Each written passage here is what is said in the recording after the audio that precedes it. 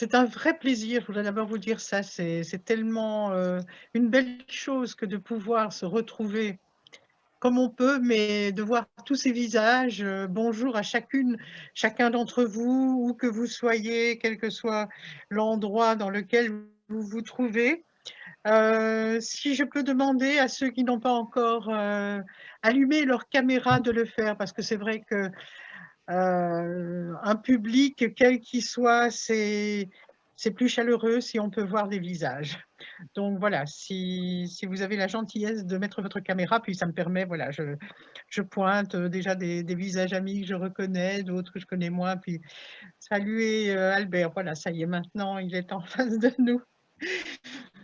Voilà, c'est une, soirée autour de l'Évangile dans la chair. Alors je dirais, je suis pas ici pour, d'abord faire la promo de mon livre, mais plutôt pour parler avec vous, pour discuter avec vous, pour échanger avec vous et avec Albert du contenu, non pas d'un contenu qui serait un discours sûr, mais sur ce qu'il en est de l'Évangile, ce qu'il en est de nos vies, ce qu'il en est de la chair.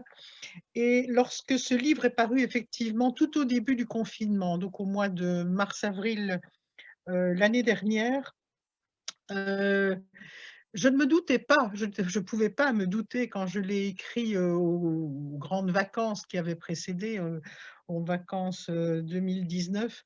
Je ne pouvais pas imaginer qu'il prendrait une telle actualité avec, la pandémie qui nous est tombée dessus. Les quelques phrases qui figurent sur le site de l'abbaye pour présenter cette soirée sont des mots d'Albert que je trouve, extraordinaires vraiment. Si vous me permettez, là, je les reprends. Je vais essayer de les retrouver tout de suite. Donc en gros que la pandémie, a fait naître des discours élevés, mais qui ne font qu'étendre le silence. Et c'est vrai que par rapport à la foi, par rapport, à l'être chrétien, heu, la pandémie a été une véritable épreuve, en tout cas pour moi en Belgique. La Belgique et la France ont beaucoup de points en commun et je le sais particulièrement parce que toute, mon ascendance maternelle est française. Comme laïque dominicaine, nous avons des contacts, avec, la France aussi et il y a beaucoup de points communs et en même temps, il y a des spécificités qui font que nous sommes, quand même extrêmement différents et la pandémie a provoqué en Belgique véritablement une accélération de la désaffection, à la fois, bon, la fréquentation des églises bien sûr, puisqu'au départ on ne pouvait pas du tout, y rentrer. Mais, à partir du moment où il y a eu des déconfinements partiels, où il y a eu ce qu'on appelle chez nous des jauges, c'est-à-dire, la possibilité d'accueillir, 15 personnes, c'est le chiffre aujourd'hui. Eh bien, il se fait que je suis, dans mes activités médiatiques aussi, commentatrice pour des messes, radio, pour la première chaîne de radio en Belgique, puisque la messe est retransmise un peu comme celle de France 2, mais là c'est en radio. Et bah, c'est pas difficile, il n'y avait pas 15 personnes qui étaient venues à la messe. Et donc j'ai entendu, beaucoup autour de moi des personnes, dire: «Oh, de toute façon, bah, je me suis rendu compte pendant le confinement que la messe ne me manquait pas et donc bah, j'y retourne pas, ça sert à rien. Je me suis rendu compte que j'y allais par habitude, par devoir, que sais-je», bon. Donc ça, c'est un petit peu l'espèce d'accélération qui s'est produite et qui est très visible chez nous, au point que beaucoup se demandent dans quel état on va retrouver, les paroisses et autres lieux et autres, communautés, une fois que la vie sera revenue à une forme de normalité. Ça, c'est une chose et la seconde, il se fait qu'une, partie de mes activités de bénévole, je suis retraitée, mais j'ai un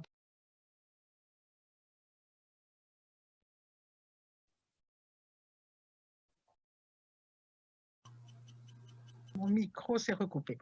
Voilà, je suis l'accompagnatrice fédérale de Sens du PATRO. Le PATRO, c'est un mouvement de jeunesse de 22 500 jeunes qui a ses origines en France, mais qui aujourd'hui est essentiellement concentré en Belgique. Et jusqu'à présent, ce mouvement de jeunesse qui était très lié au départ, originellement dans les années 40, très lié à des paroisses, progressivement, c'est plus ou moins désaffilié des paroisses, mais néanmoins, c'était toujours un prêtre qui était ce qu'on appelait l'aumônier fédéral.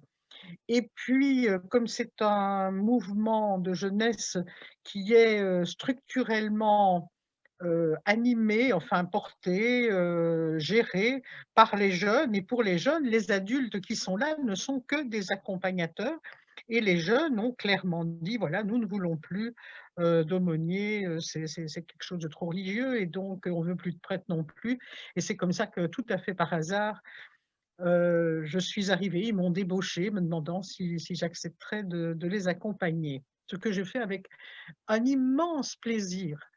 Pour moi, accompagner, des jeunes, dans une tâche qui est quand même très particulière parce que je prends une succession, hein, 1re femme, 1re laïque, à arriver à cette fonction. Heu, Ça a été pour moi l'occasion d'une immense réflexion et je pense que ce livre est aussi le fruit de cette réflexion parce que je suis croyante. La foi est pour moi, je dirais, elle fait partie de mon ADN. Hem, j'aime bien parler, le mot n'est pas de moi, mais s'il est de Dominique Collin, autre dominicain belge. Je parle de ma christianité. Je suis une femme et je pourrais parler de ma féminité, parce que la féminité, elle m'est constitutive. Mais je pourrais parler de ma christianité parce qu'elle m'est constitutive. C'est pas quelque chose en plus, c'est pas quelque chose, d'extérieur, ça fait partie de moi que je vais presque dire maintenant que je le veuille ou non, j'y adhère, mais voilà, c'est en moi, c'est inséparable de qui je suis, de la vie que je mène, de ma vie quotidienne, de ce que je suis en chair et en os, surtout en chair.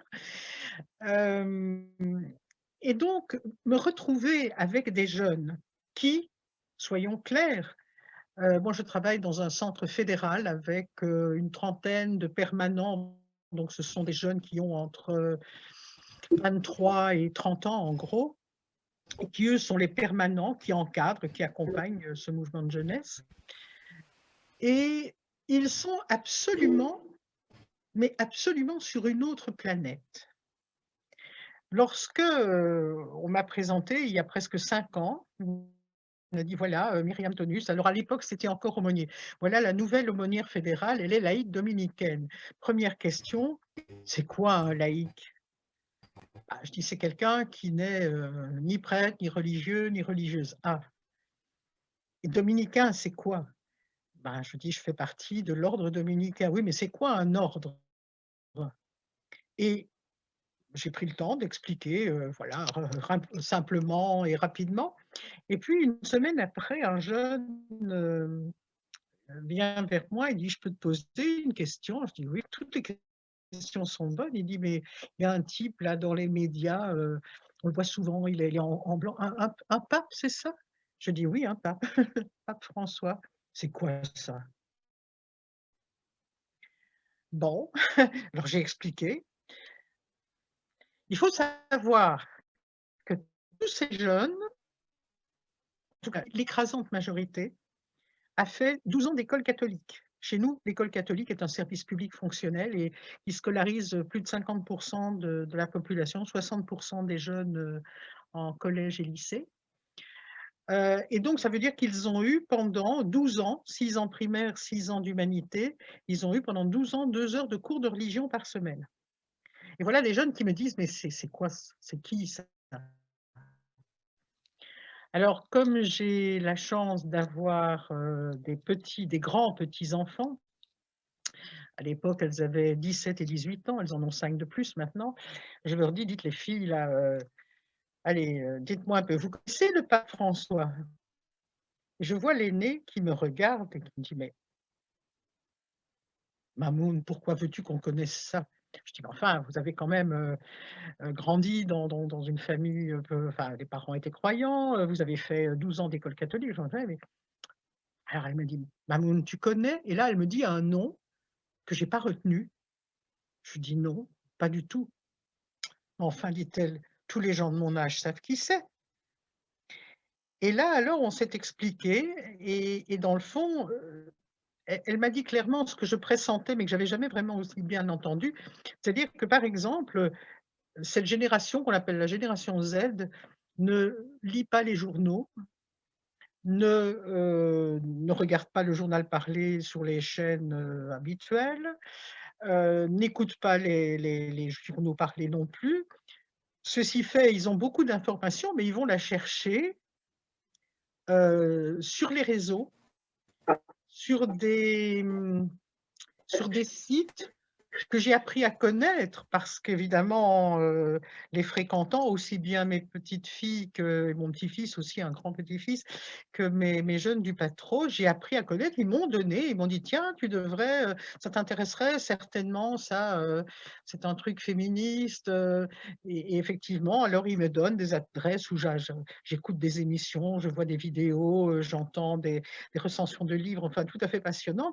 J'ai découvert vraiment qu'il y a là chez les jeunes, alors non pas une ignorance, mais ils sont absolument incultes sur le plan, religieux. Il ne faut pas leur demander combien il y a d'évangiles, donc le pape François ne connaît pas. Je précise aussi qu'ils ne lisent jamais, pas plus que leurs parents, ce que j'écris, qu'ils n'ont jamais lu un de mes livres, qu'ils n'ont jamais écouté une conférence. Dans le fond, ils le savent, mais c'est un petit peu, si vous voulez, comme mais ça, c'est pas neuf, hein. Déjà, mes enfants, c'était la même chose. Dans le fond, il y a des parents et des grands-parents qui font, de l'aquarelle, de la marche à pied, de l'observation des étoiles ou autre. Et ben, il y en a qui font de la théologie. Voilà, bah, notre grand-mère, notre mère, elle fait ça, c'était un grand sujet de plaisir, Maurice Bellet, quand il venait à la maison, assez souvent, les rencontrait, on avait des dîners en commun et il aimait beaucoup parler avec elle, elle l'aimait, beaucoup aussi et il aimait les charrier, je me souviens d'un vendredi saint où il a attrapé ma 1re petite fille en disant: «Alors», on était allés la rechercher à l'école: «Alors Gabrielle, aujourd'hui, c'est le vendredi saint, tu sais ce qu'est le vendredi saint?» Elle a dit: «Non, pas la moindre idée». Heu, j'ai dit: «On ne vous en a pas parlé à l'école?» Pouf, pouf, bah oui, c'est on peut pas manger certaines choses aujourd'hui, c'est ça, Alors Maurice a dit: «Bon écoute, on va aller manger une pizza ensemble». Voilà et donc quand j'ai demandé alors à un peu plus tard à l'aînée de mes petites filles qui avait là son diplôme universitaire en poche, je dis: «Mais enfin, comment est-ce fait-il que vous avez fait des études, bien brillantes? Comment est-ce possible que vous n'ayez rien retenu du tout apparemment ou rien de ces cours que vous avez eus pendant 2 heures semaine pendant 12 ans?» Et elle m'a dit: «Écoute, c'était des cours qui n'avaient pas de signification». C'était des cours qui n'avaient pas de signification. Alors, j'ai essayé, elle m'a dit: «Bah, tu sais, c'était des contenus». Alors elle dit: «Moi, j'ai pas tout retenu, hein, de l'école. Ce qui m'intéresse, je le retiens. Ce qui est insignifiant, je l'oublie». Et donc elle dit: «Les cours de religion, oui, c'était, le corps, la liberté, l'amour et cetera. Puis c'était la même chose en première, en deuxième, en troisième, et puis les évangiles, tout ça». Et elle dit: «Ça rentrait là et ça sortait là». Et donc aujourd'hui, au dernier recensement, en Belgique, à peine 3 des jeunes, disent, s'intéresser aux questions religieuses, à la foi et cetera. Et donc me voilà, donc je pose le cadre, me voilà accompagnatrice fédérale de sens, de jeunes pour qui non seulement ne savent plus rien, mais ont développé une forme d'allergie. Parce que je pense que l'inconscient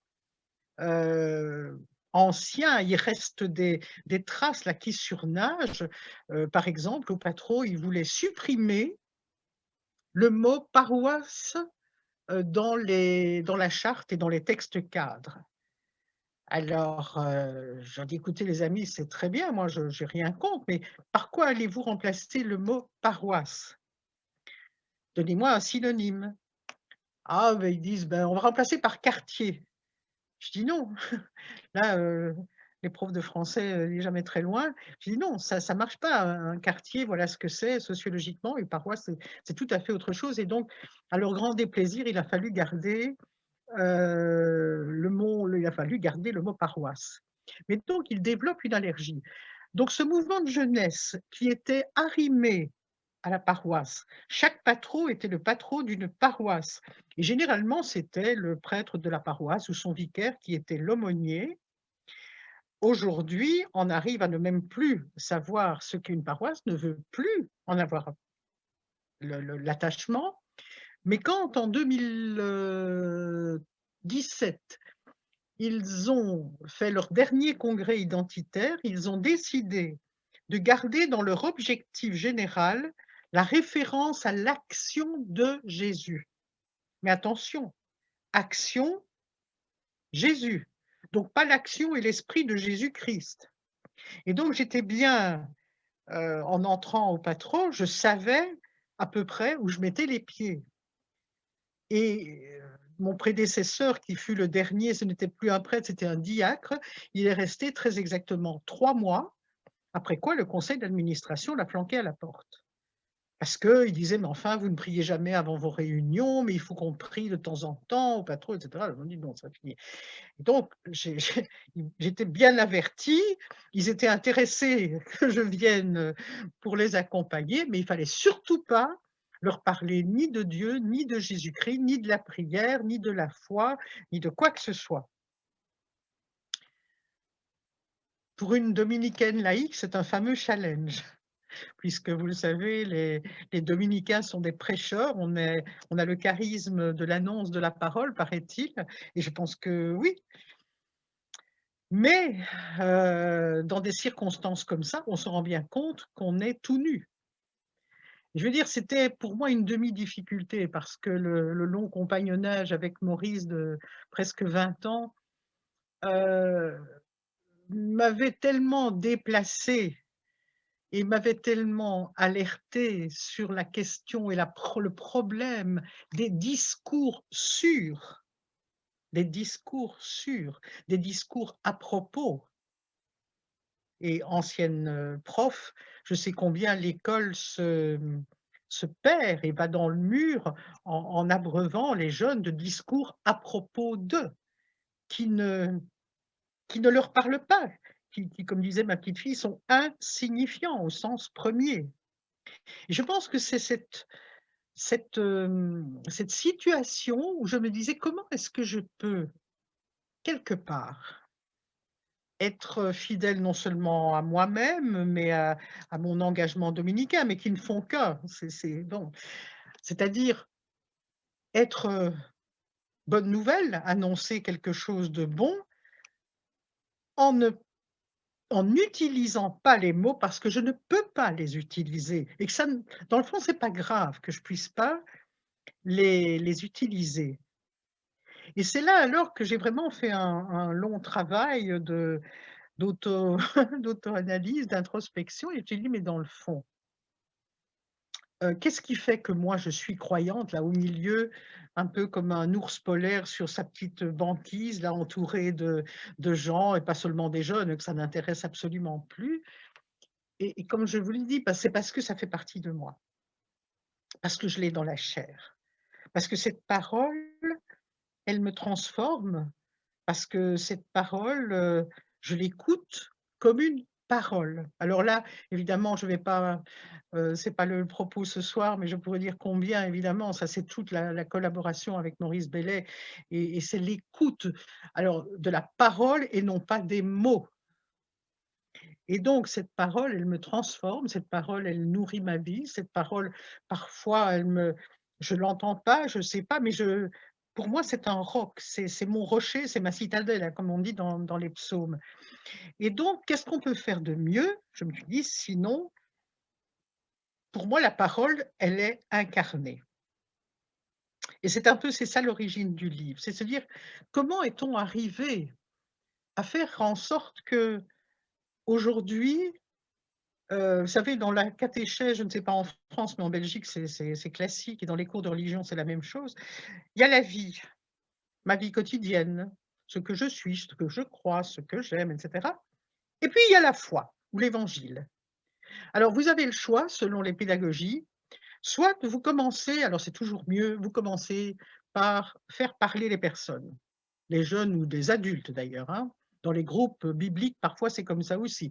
On parle de soi, de sa vie, de ses préoccupations, de ses douleurs, de ses joies, des événements, de tout ce qui tisse notre quotidien. Et puis à un moment donné, bon, et l'évangile dans tout ça?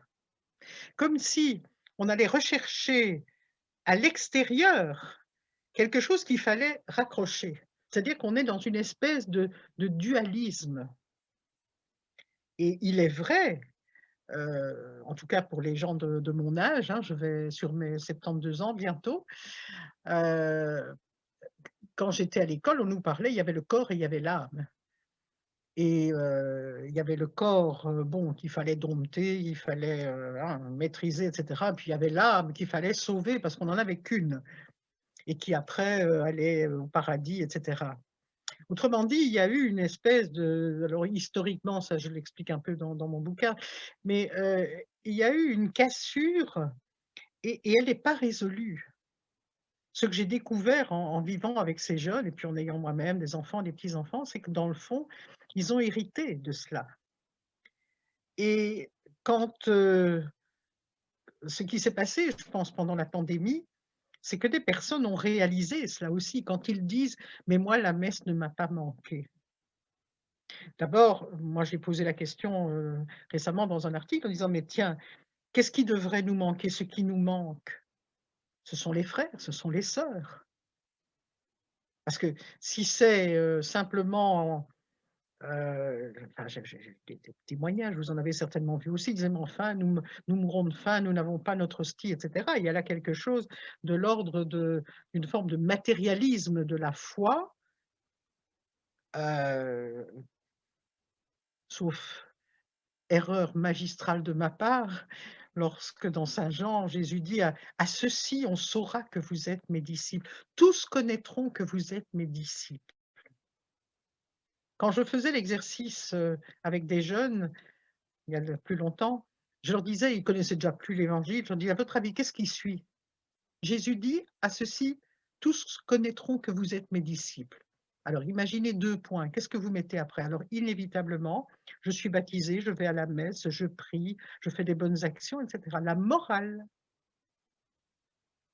et le christianisme s'étant réduit à une morale et ce n'est pas fini. Moi, je suis en rage lorsque alors en Belgique, les débats bioéthiques, vous le savez certainement, ils sont plus récurrents dans la mesure où, nous avons une législation, plus libérale, hein, notamment par rapport à l'euthanasie, par rapport à la procréation médicalement assistée et cetera et donc ce qui me met en rage, c'est que, par exemple, les autorités, nos autorités ecclésiales qui se sont tus pratiquement dans toutes les langues pendant la pandémie, qu'on n'entend d'ailleurs toujours pas, qui n'ont rien fait savoir par rapport aux jeunes qui sont dans une telle souffrance.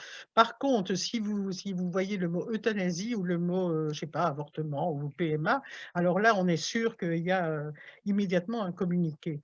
Autrement dit, il y a là, pour moi, quelque chose qui est de l'ordre du dévoiement de la parole. Parce que la parole, c'est une heureuse annonce, c'est une heureuse annonce pour la vie des personnes et notamment, particulièrement, puisque nous avons au centre de notre foi la figure d'un homme entièrement habité de la vie de Dieu au point qu'il a été reconnu comme enfant de Dieu, mais nous le sommes nous aussi, que cet homme s est mort, est passé par la mort et une mort, douloureuse, une mort, honteuse. Il a traversé la mort. Autrement dit, et ça c'est vraiment un des grands héritages de Maurice Bellay, c'est dans l'en-bas c'est dans nos morts, c'est dans nos souffrances que la parole nous rejoint. Raison pour laquelle l'épigraphe de mon livre, c'est cette parole de Jésus: «Je ne suis pas venu pour les bien portants, mais pour ceux qui ont mal. Je ne suis pas venu pour les justes, mais pour les errants». Autrement dit, c'est dans les moments de nuit, d'égarement, de souffrance, de violence, que sais-je, enfin, tout ce qui enténèbre notre vie, c'est à ce moment-là que la parole nous rejoint. Et ce qui m'a, véritablement sidérée pendant cette pandémie, c'est que c'est comme si, le fait d'être croyant ne n'apportait rien. Moi, je n'ai plus, soyons clairs, et je n'incrimine absolument personne, mais les dominicains, pour moi, c'est le silence radio depuis 1 an, hein, pratiquement. Rien.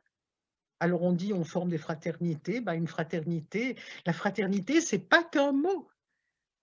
Si la fraternité n'est pas dans la chair, si elle n'est pas dans une intention, dans un soin, dans une présence, quelle qu'elle soit. Ici, ben, voilà, nous sommes, présents les unes et les uns aux autres, avec cet écran, mais nous sommes présents. Si c'est pas ça, si c'est un discours, alors franchement, il y a des discours qui passent mieux. Je vais terminer en donnant un de mes grands fous rires de ce confinement. Il y en a pas eu des masses, mais celui-là, il a quand même été, je vous assure, je vis seule, hein. Et en plus, comme en Belgique, quand on est seul, on est censé n'avoir une bulle de 1. C'est-à-dire qu'en principe, depuis 1 an, je ne devrais voir qu'une seule personne. J'espère que personne n'ira me dénoncer à la police belge, mais non, j'avoue que je ne respecte pas cette règle. Heu, c'est comment dire? Quand on est seul, on est obligé de se trouver face à ce qui est vraiment cette question ultime, qui est de dire: «Est-ce que je suis mon origine, ma vie et mon unique fin? Ou bien est-ce qu'il y a quelque chose qui me fait vivre, qui me donne de vivre? Qu'est-ce qui fait dans le fond que je suis encore debout?» C'est pas l'Église, en tout cas pour moi. Alors, je vais passer très vite la parole, à Albert qui pourra, beaucoup, beaucoup mieux en parler que moi. Mais donc je vais vous parler de ce grand, il m'arrive donc de rire seul. Parce que si quand on est seul, si on ne rit pas, alors on est vraiment menacé par la folie, hein. Et donc j'ai cherché plein d'occasions de rire, de faire de l'humour, bon voilà. Et donc on annonce 2 choses à peu près concomitantes. Kamala Harris devient la vice-présidente des États-Unis. Elle est d'origine africaine, enfin elle a des origines africaines. Moi qui suis féministe, je me dis: «Mais enfin, on ne pourra plus jamais dire que les femmes n'ont pas connu des avancées. C'est si on m'avait dit dans ma jeunesse qu'une femme deviendrait une femme d'origine africaine, deviendrait vice-présidente des États-Unis, waouh! Et puis d'à peu près dans la même époque, alors là, c'était plutôt via les médias catholiques, les réseaux sociaux, une avancée décisive dans l'Église. Le pape François permet aux femmes de devenir acolytes ou lectrices. Eh bien, ce jour-là, mesdames, messieurs, j'ai eu un fou rire toute seule, mais un vrai fou rire qui m'a fait un bien.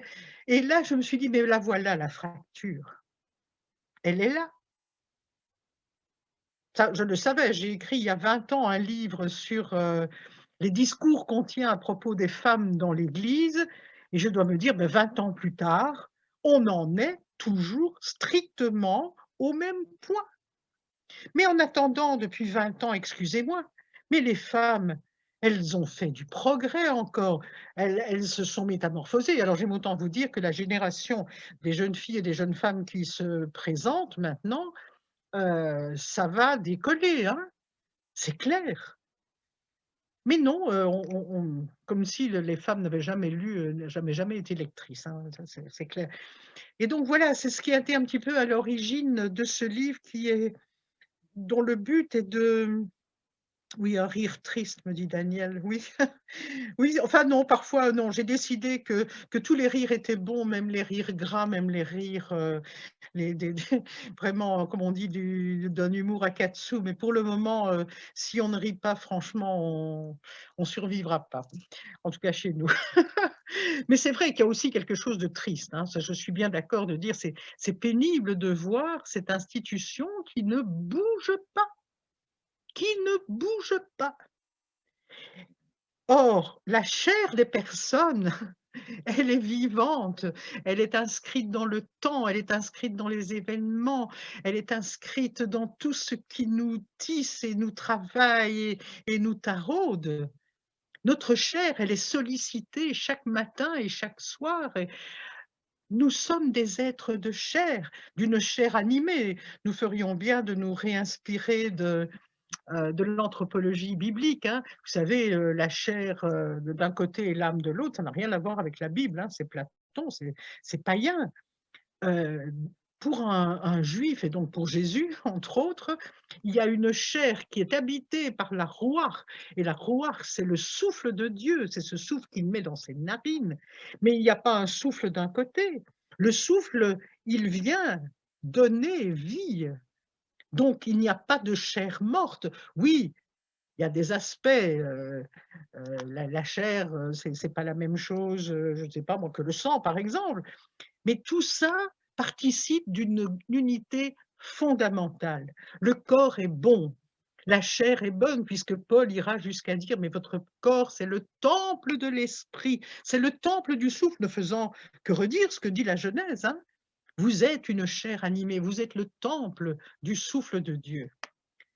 Et donc, ce livre, pour moi, c'était et ma croisade maintenant, ben, c'est véritablement de dans la chair et avec la chair des autres, de faire en sorte que ces chairs soient magnifiées, soient découvrent qu'elles ont du souffle en elles. Et je vais terminer par ceci en disant que le plus beau compliment qui m'a été fait plusieurs fois depuis, au Patro, depuis que j'y suis, heu, le dernier, c'était: «Tu es pour nous une personne inspirante». C'est une chose qu'on m'avait jamais dit de ma vie. On m'a fait bon, j'ai eu ma petite dose de compliments qui m'ont fait du bien, mais de dire et c'est une chose qu'ils répètent, que je les inspire et là, pour moi, j'ai véritablement une action de grâce en moi. Parce que je dis: «C'est pas moi, c'est pas Myriam Tonus», enfin, c'est oui, c'est moi, mais en même temps, ça veut dire que si je fais en sorte d'essayer de laisser cette parole s'incarner dans ma vie, quelque part, elle parle manifestement à ces jeunes sans qu'à aucun moment je n'utilise le vocabulaire traditionnel religieux. Jamais, jamais. Et s'il m'arrive alors de faire allusion à une parabole, ils écoutent avec beaucoup d'attention, ils trouvent ça même très chouette, mais pour autant, ça doit rester une parole qui n'est pas rattachée à un corpus bien défini. Voilà. Le jour où je leur ai dit, «Vous savez, si vous aviez de la confiance gros comme un petit pois, vous pourriez dire à une montagne d'aller se jeter dans la mer, elle le ferait». Et mes connaissants, ils ont dit: «Oh, c'est bien, ça c'est chouette, c'est un slogan de mai 68». Je dis: «Non les amis, heu, vous ne connaissez pas, c'est pas grave». Voilà. Cher Albert, j'ai trop parlé, je te passe la parole. Ton micro Albert, ton Pardon. micro voilà, merci. Ah, c'est dommage, je disais que tu n'avais pas trop parlé et qu'il vaut mieux être inspirante qu'expirante.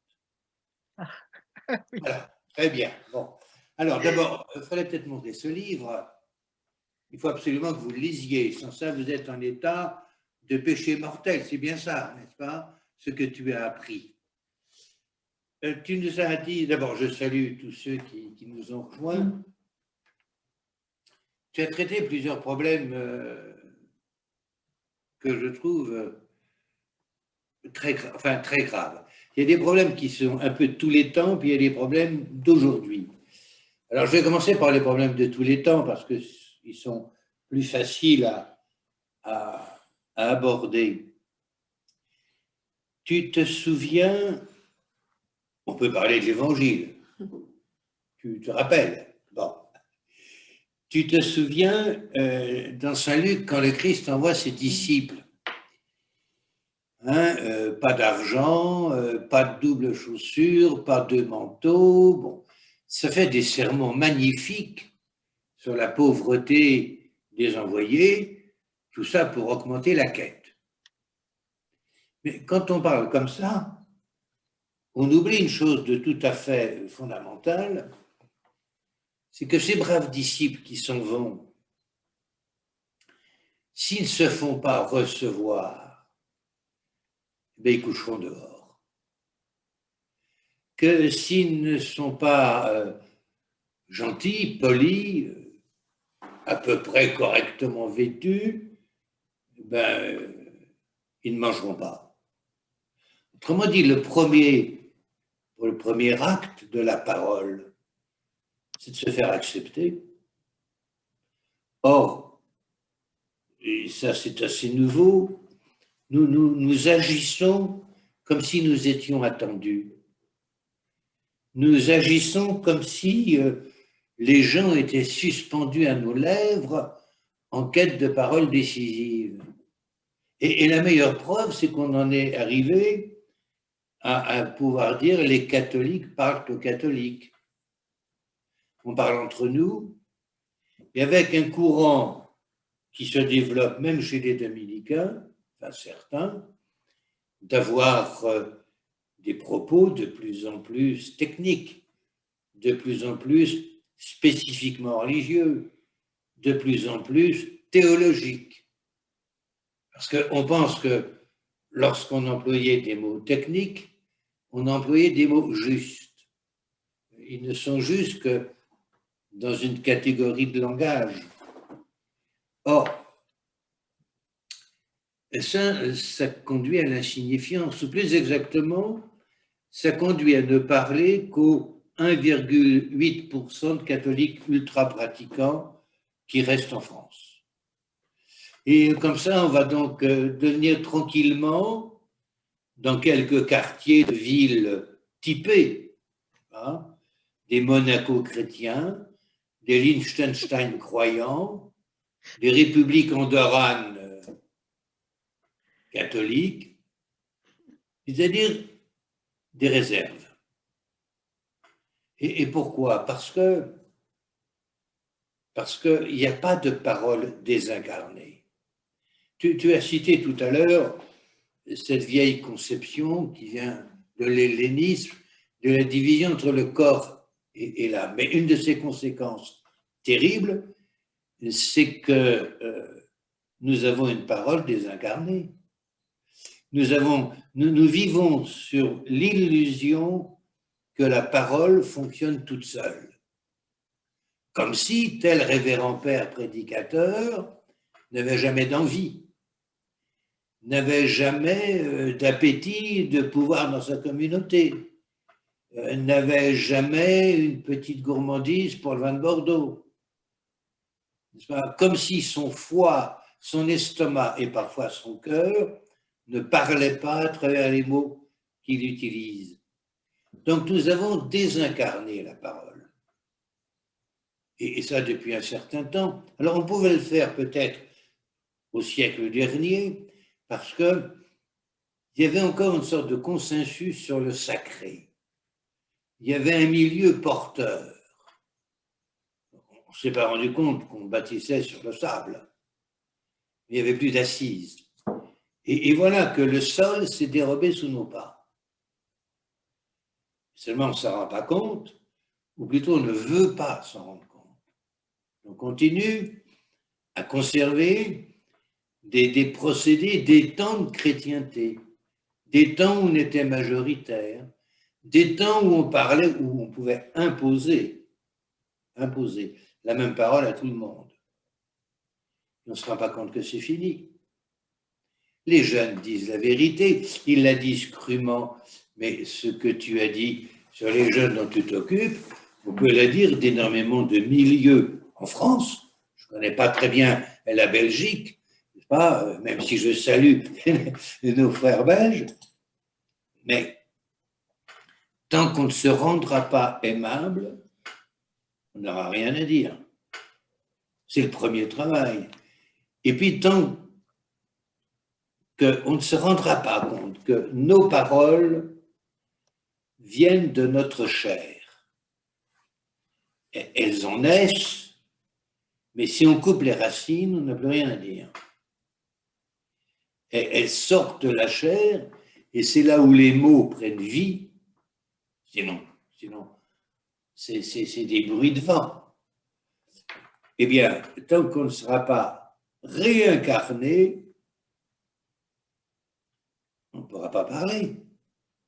Mais à la condition aussi, mais là, je rejoins ton expérience, que ce n'est pas nous qui nous obligeons à nous incarner, ce n'est pas d'abord un procédé pastoral missionnaire, c'est les autres qui nous apportent. Enfin, nous gargarisons l'incarnation, mais enfin, il faut aussi se rappeler, pardon de rappeler ça comme un fait ordinaire, que Dieu a commencé par demander la vie d'une femme, d'une jeune fille qui s'appelait Marie. Il ne s'est pas imposé. Il n'a pas débarqué un beau soir en disant « Jean, je vous réunis. Écoutez-moi, je vais vous parler. » Ça sera bien d'ailleurs, ce que je vais dire. Il a demandé à une jeune fille « Veux-tu » Veux-tu. Eh bien, il n'y aura d'incarnation que si les jeunes acceptent de nous accueillir, ce dont tu parlais. Qu'on n'ait pas de vocabulaire religieux, ça ne m'affole pas. Dans l'évangile de Saint Luc, il y a énormément de scènes importantes où il n'y a pas un mot religieux d'utiliser. Regardez le texte. Regardez le texte. Autrement dit, je trouve que, si dur que ce soit, plutôt que de fuir dans des restaurations, de se consoler avec des dentelles et des soutanes, plutôt que de revenir à ce qui a 60 ans tenait encore le coup, mais qui s'est effondré, si on avait le courage d'innover, la simplicité de se faire accueillir. Alors, à ce moment-là, à temps de silence, on pourrait peut-être parler. Mais on parle trop vite. Parce que le problème, à mon avis, hein, le problème, c'est pas de dire les mots de la foi sont incompréhensibles. C'est pas de changer les mots qui comptent. C'est de changer la place de la foi. Tant qu'elle ne sera pas incarnée, implantée au cœur des gens, ça restera du verbiage, quel que soit le vocabulaire qu'on utilise. Ce pas les mots qui comptent. On fait des tas de bagarres autour des mots qu'il faut changer, pas changer, faire les... C'est tout à fait secondaire, très secondaire. L'important, c'est est-ce qu'on parle à partir du cœur ou pas? Enfin, je ne sais pas, je te rends la parole. Oh, j'adhère. Ah, c'est pas forcé. Ah non, mais là, je ne dois pas vraiment du tout me forcer, hein. Là, alors là, mais pas du tout, non, non, c'était très exactement ça. Et tu as dit, on attend toujours, enfin, on parle comme si les autres nous attendaient. Et il y a, par exemple, une grande question que de nombreuses personnes m'ont posée déjà, même l'évêque référendaire pour la jeunesse, me dit, comment va-t-on faire pour qu'ils reviennent à l'Église? C'est toujours venez vers nous, C'est venez pas le chez nous. problème. C'est nous d'aller vers eux. Bah oui, On pose exactement, la question. exactement. Il suffit de réécouter, de reprendre les évangiles. Jésus n'est pas à la synagogue en disant voilà, je vais attendre qu'on vienne vers moi. C'est ce mouvement, je vais vers et je transgresse et je passe les frontières et il y a pas de limite. Jésus, comme disait le poète français, le grand Christian Bobin, c'est l'homme qui marche et nous, on est là, attendant que ça revienne Parce que c'est clair, hein, il y a des, y compris, moi je connais un vicaire général, pas très loin de chez moi, qui est persuadé, alors ce qui est dramatique, c'est qu'il est historien en plus. Il est persuadé qu'un jour ça va revenir. C'est pathétique. Mais en attendant, il y a des personnes souffrantes. Il y a des personnes et je ne connais pratiquement pas une personne qui ne soit pas quelque part, à certains moments, pas tout le temps et pas de la même façon, mais dans ce que Bailey appelait l'en-bas. C'est-à-dire, c'est ce moment où on est, vraiment, pris dans la destruction, dans des violences et de quoi a-t-on besoin? D'un discours, d'un beau discours? Mais certainement pas, ça ne sert à rien. Vous savez, j'ai perdu il y a presque, 21 ans maintenant, notre fille aînée qui est décédée, elle avait 27 ans, elle est morte, elle a été tuée dans un accident de voiture et elle laissait un petit garçon de 3 mois.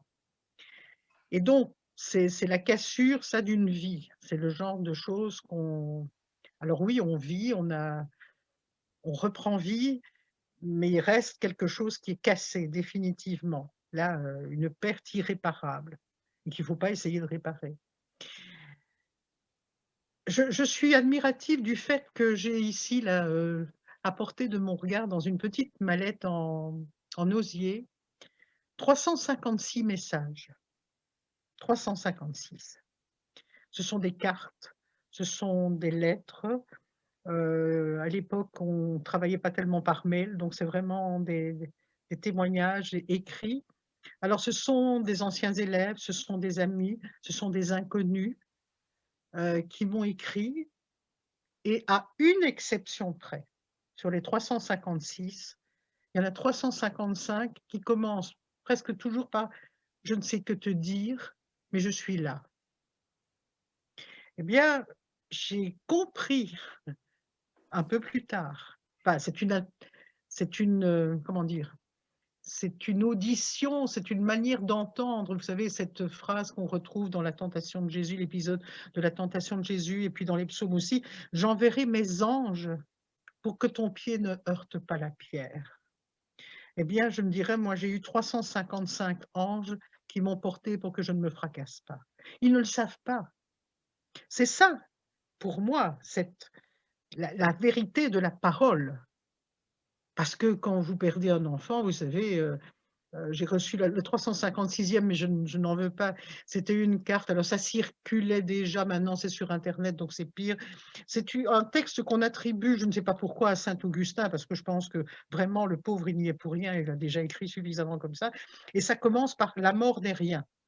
Ah oui, oui, c'est d'un Anglais, d'un Ah! chanoine anglican dont j'ai oublié le nom. Oui, bah, il vaut Augustin mieux n'a rien continuer à dit. l'oublier parce que la mort n'est rien, je suis juste de l'autre côté du chemin. Mais c'est insupportable! C'est aussi insupportable qu'autrefois on disait, hein: «Dieu nous a donné un enfant, Dieu nous l'a repris, béni soit son nom», mais c'est pervers, ce n'est pas audible et donc alors parmi les 355 autres messages, il y avait des personnes croyantes, d'autres qui ne l'étaient pas, mais je sais qu'il y en a qui vraiment, étaient de grands croyants, sont toujours de grands croyants. Ils n'ont pas été chercher les mots, «Ah mais ta fille est maintenant auprès de Dieu» ou que sais-je, moi: «Tu la reverras un jour», patati patata. C'est: «Je ne sais que te dire, mais je suis là» et pour moi ça, c'est la parole d'Évangile Tu, qui est tu, une tu permets? bonne pardon? Non, non, je voudrais revenir un tout petit peu en arrière, Myriam. Vas-y. Parce que tu as touché sur quelque chose qui est, à mes yeux, tellement, tellement fondamental. On voudrait un christianisme sans manque, Oui. Ah oui. sans manque et sans perte. Donc, il faut faire du nombre. On va peser les chrétiens au kilo, hein, pour peser plus lourd que les autres. Quand on regarde bien, notre foi, elle s'appuie sur un tombeau vide, sur un corps transpercé et sur un fondateur qui est parti. C'est-à-dire que si on n'a pas la même liberté, la même respiration dans tout le poids du quotidien, on fige la foi, on la fige en religion. Oui. C'est Là, ça. tu fais une distinction fondamentale, hein. Je sais qu'elle n'est pas toujours acceptée dans les milieux catholiques, mais qui est la foi et la religion. Oui. Alors, ce que je vais dire, tu me diras si je suis encore catholique ou pas. On m'a déjà dit tellement On de te fois que brûlera, on te brûlera. euh, pour moi, ce qui est premier, c'est la foi. Et la foi, c'est pas adhérer à un contenu. Pour une bonne raison. Quand on dit le credo, on ne dit pas je crois que Dieu est Père Tout-Puissant. Je crois que Jésus-Christ est son Fils, etc., etc. On dit je crois en Dieu, Oui. comme je crois en mes amis, comme et c'est pas comme je crois que la justice est un beau principe, bien sûr, et l'équité, etc., les valeurs. Mais je crois en, moi je crois en mes jeunes du Patro. Je crois en mes enfants, je crois en mes petits-enfants. Je crois en leur capacité d'inventer l'avenir. Donc la foi, c'est un saut de confiance. C'est d'ailleurs la racine du mot, hein, foi, pistis, c'est une confiance.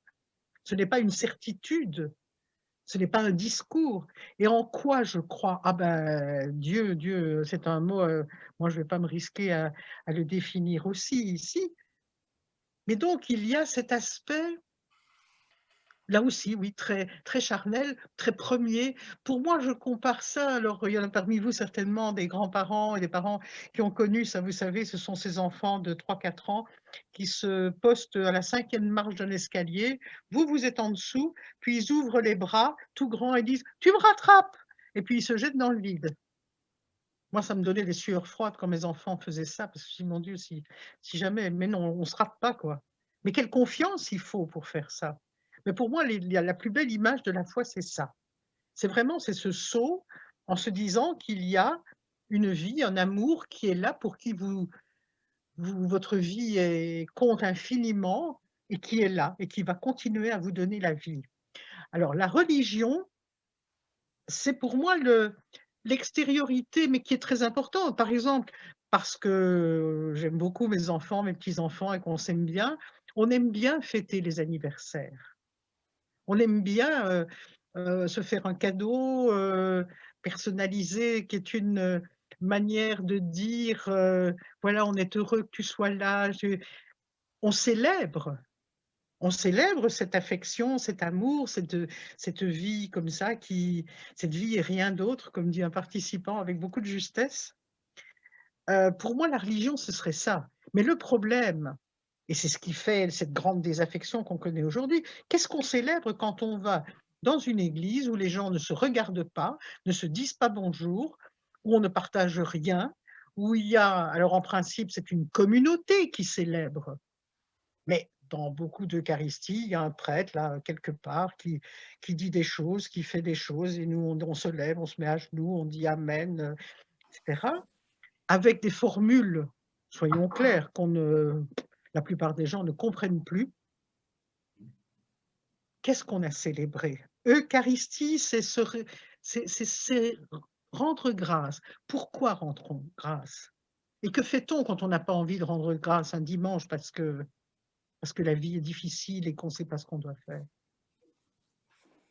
Alors, c'est cette cassure qui, pour moi, est en train de prendre les proportions d'une grande crevasse, des grandes jorasses là et je ne sais pas comment on va pouvoir la réparer. Je ne sais pas. Là, pour le moment, là, je vous avoue très très simplement, très humblement que c'est heu, c'est mon interrogation. Lorsque j'ai un fils qui vit à Montréal et donc quand je vais au Canada, j'attends en vain de pouvoir y retourner cette année. Mais enfin, disons en général, j'y vais 1 fois par an au moins et là, j'ai des amis qui font partie d'une communauté célébrante. Il y en a une 30 ou 40 à Montréal. C'est une communauté célébrante, c'est un groupe de personnes qui se retrouvent, alors eux, ce sont des communautés qui existent depuis maintenant 25 ou 30 ans, c'est-à-dire depuis le moment où, René Lévesque a véritablement sorti la religion catholique de la vie publique, parce qu'elle jouait un rôle qui était quand même pas très positif. Et donc, ces communautés célébrantes, ce sont des personnes, alors c'est des communautés de personnes de notre âge, hein, donc on n'y trouve pas de jeunes, mais qui depuis 25 ans, toutes les 3 semaines, tous les 15 jours, tous les mois, célèbrent l'Eucharistie. Il n'y a pas de prêtre, mais célèbrent vraiment l'Eucharistie tel qu'on peut le faire dans une assemblée paroissiale. Et puis, évidemment, ont une vie fraternelle. C'est-à-dire qu'ils peuvent compter les uns sur les autres, ils se rendent des services, ils vont manger les uns chez les autres, ils font des activités ensemble. Quand j'ai la chance de pouvoir 2 ou 3 fois par an, célébrer comme ça, pour moi, je me dis: «Voilà ce que ça pourrait être». Alors, c'est aussi, hein, il se pose la question de dire: «Bon, on est en train de ça m'amenuise parce que voilà, il y a des décès, il y a des départs, et il y a pas de relève». Donc pour eux aussi, qu'est-ce qui va se passer quand nous ne serons plus là? La question est strictement la même, mais en attendant, ils se donnent la grande liberté, mais qui n'est pas une liberté, c'est pas une transgression contre l'Église.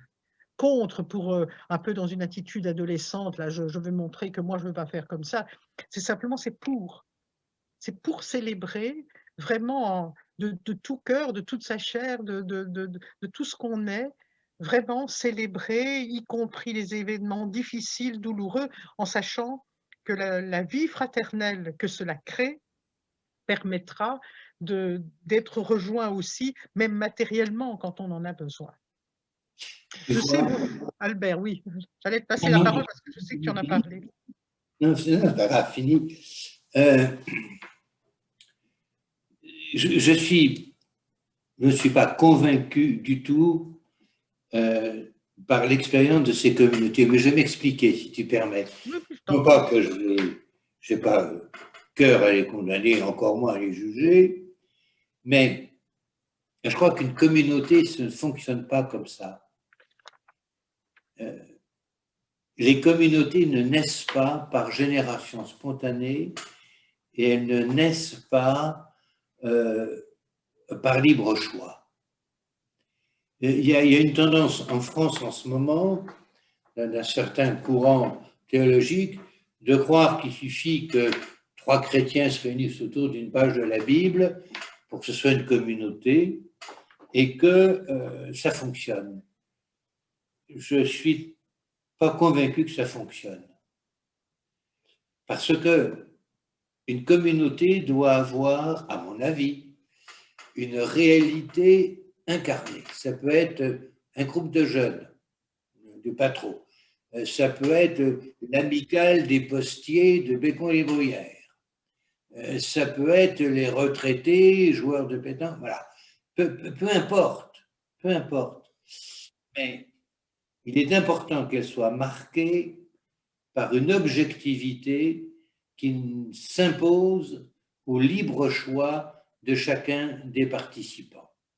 Sinon, ce n'est pas une communauté, c'est un groupe d'aise. Et encore une fois, hein, j'ai un peu travaillé ces questions-là et mis en œuvre ces réalités-là. Une communauté désincarnée ne tient pas. Elle ne tient pas d'abord parce qu'elle vieillit sur place et personne ne peut rentrer. C'est un club de choix.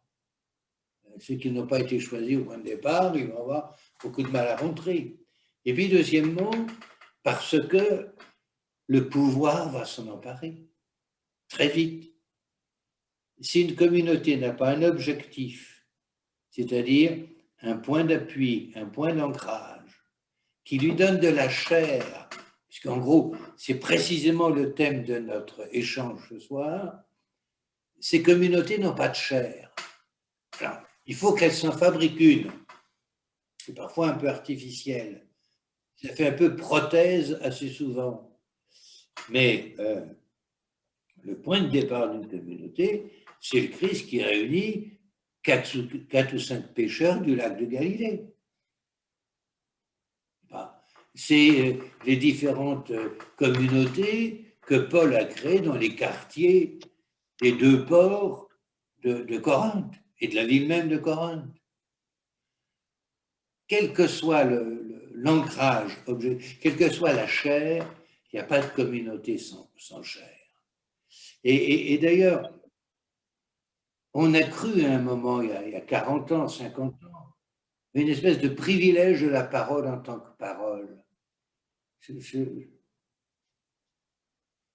Je crois que c'est menacé du verbiage.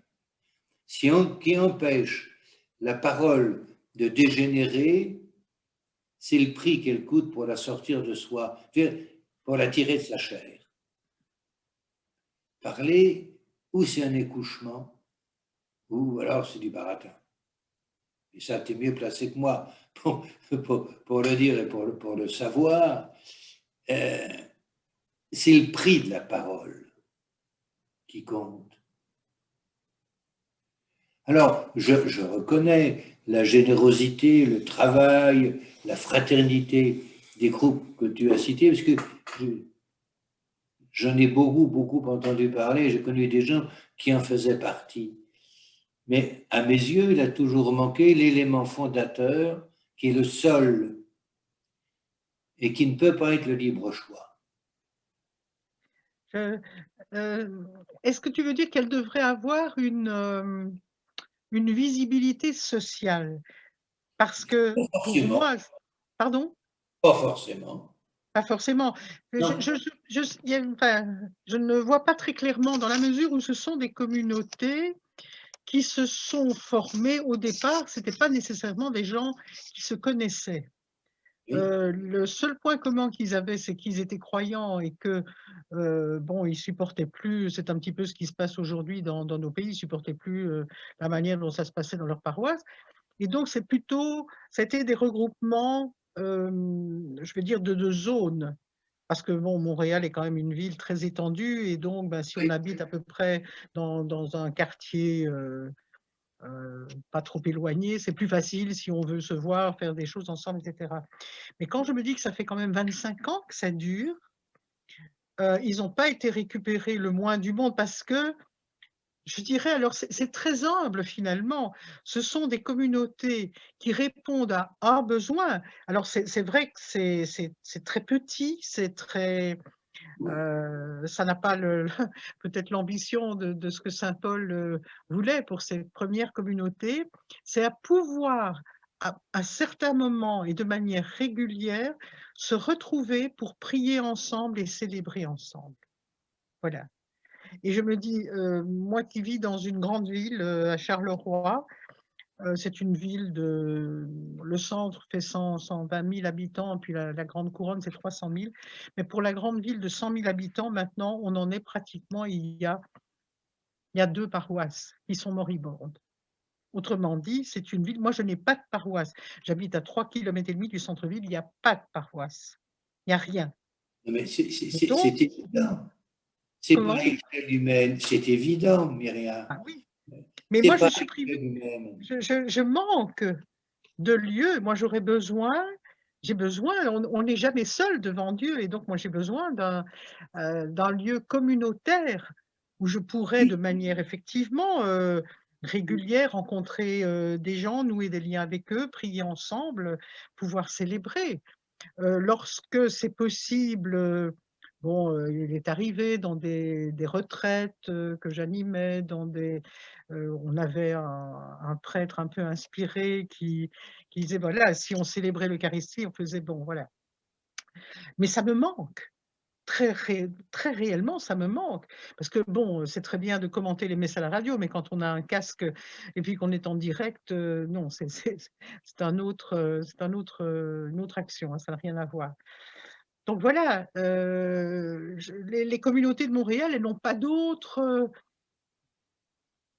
destin, ni d'autre fonction que de répondre à ce besoin-là. Au moins ça. Je me suis peut-être mal fait comprendre.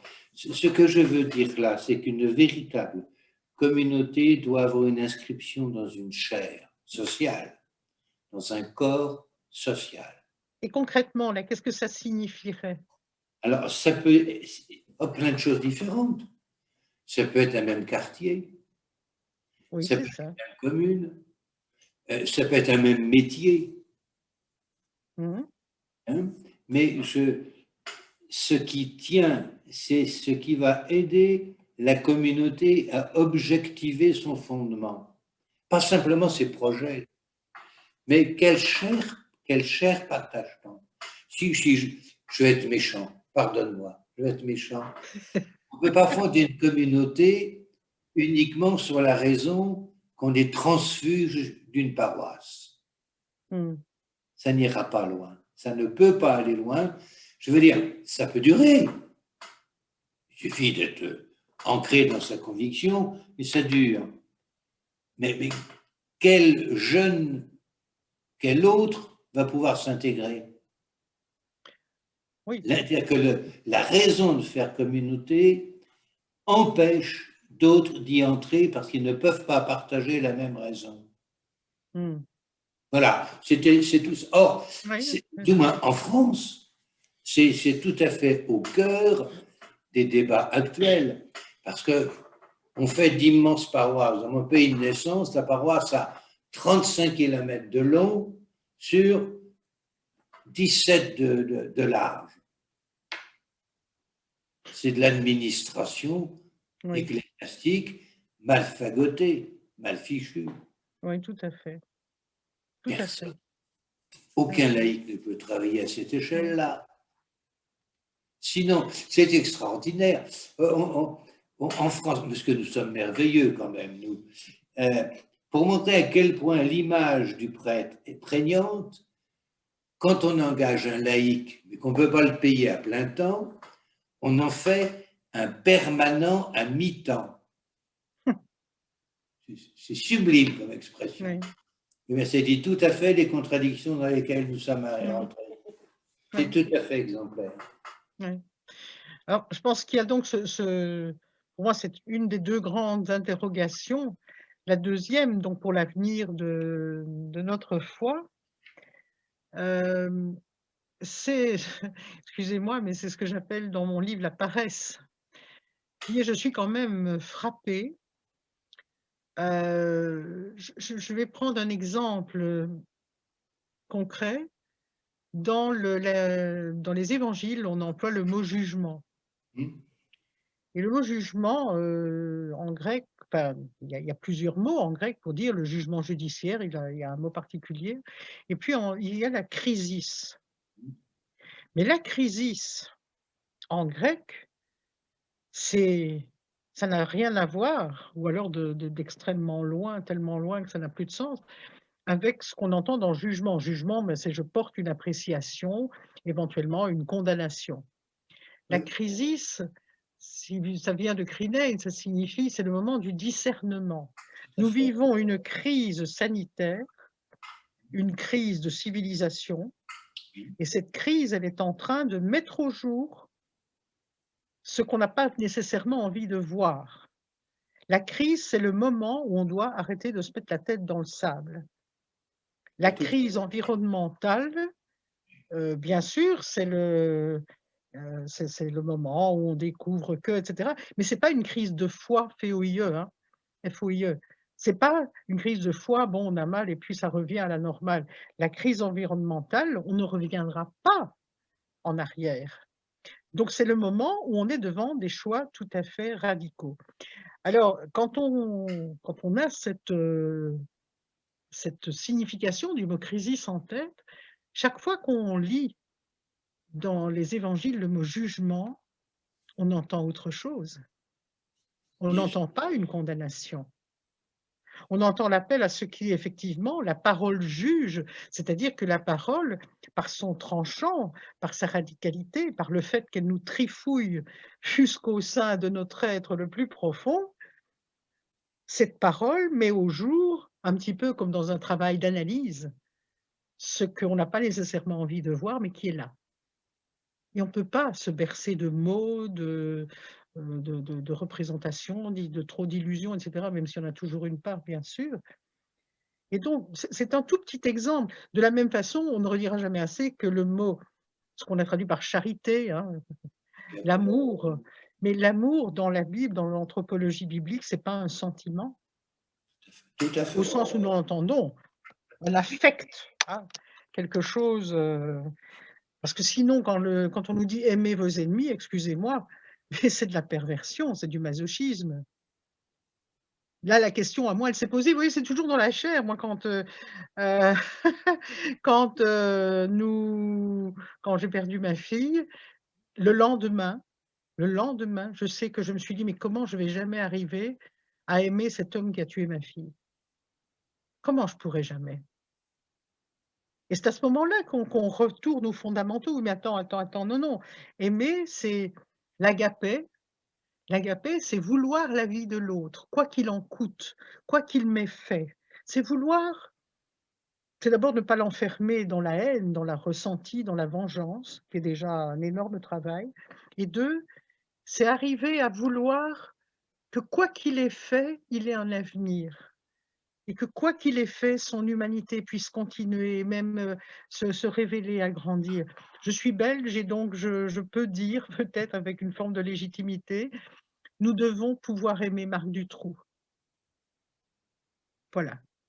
Alors, il y a des vous savez, pour avoir dit, que lors d'une conférence, 2 fois ça m'est arrivé, que j'avais pardonné à cet homme qui a tué, ma fille aînée.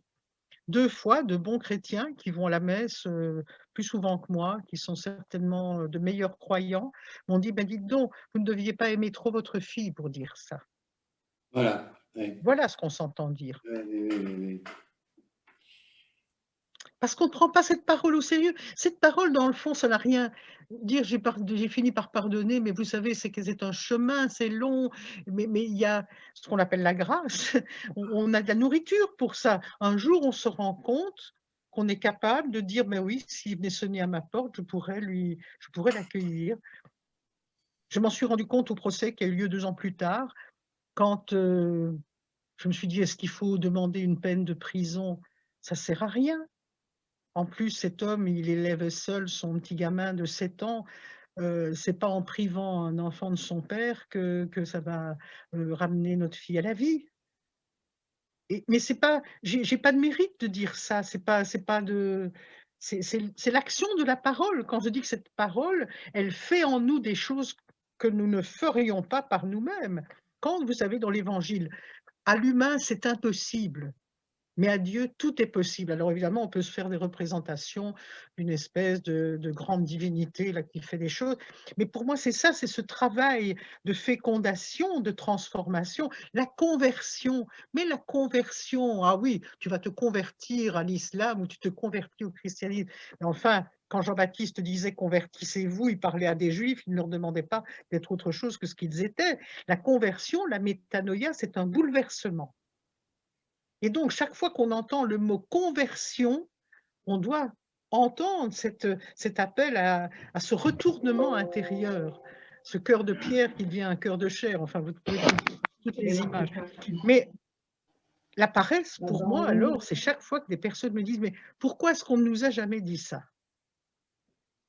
Bah, je dis: oui, a priori, moi, j'ai jamais eu enfin si, j'ai eu quelques cours de théologie là-dessus, mais aujourd'hui, nous avons la possibilité, non seulement, si on veut, d'apprendre le grec et l'hébreu, mais d'avoir des séminaires en ligne. Il y a des livres, il y a des vidéos, enfin, il y a tout ce que vous voulez. Tout est à notre portée pour pouvoir nous former, nous informer, mieux entendre la parole, mieux la comprendre. Parce que si on l'entend, vous savez, quand une dame m'a dit un jour: «Moi, je récite plus le Notre Père, madame». «Pourquoi?» «Parce que moi, je ne supporte plus que ta volonté soit faite». Je dis: «Ah bon, mais la vo qu'est-ce que vous entendez?» D'abord, vous savez, la volonté, le mot volonté, c'est aussi quelque chose comme le désir. Puis vous savez, vous connaissez l'Épître à Timothée? Elle m'a dit: «Non, pas du tout». Bon, bah, je dis: «Vous savez, au 2e chapitre, il y a la volonté de Dieu, c'est c'est Et tous que les tous hommes. les humains soient sauvés». «Mais oui, que ta volonté soit faite». Mais bien sûr! «Ah oui, mais c'est pas comme ça qu'on nous l'a appris». «Mais oui, mais je sais bien, mais pourquoi dans la foi resterait-on des enfants complètement naïfs et incultes?» je sais pas, on nous a appris des tas de choses quand on était petit.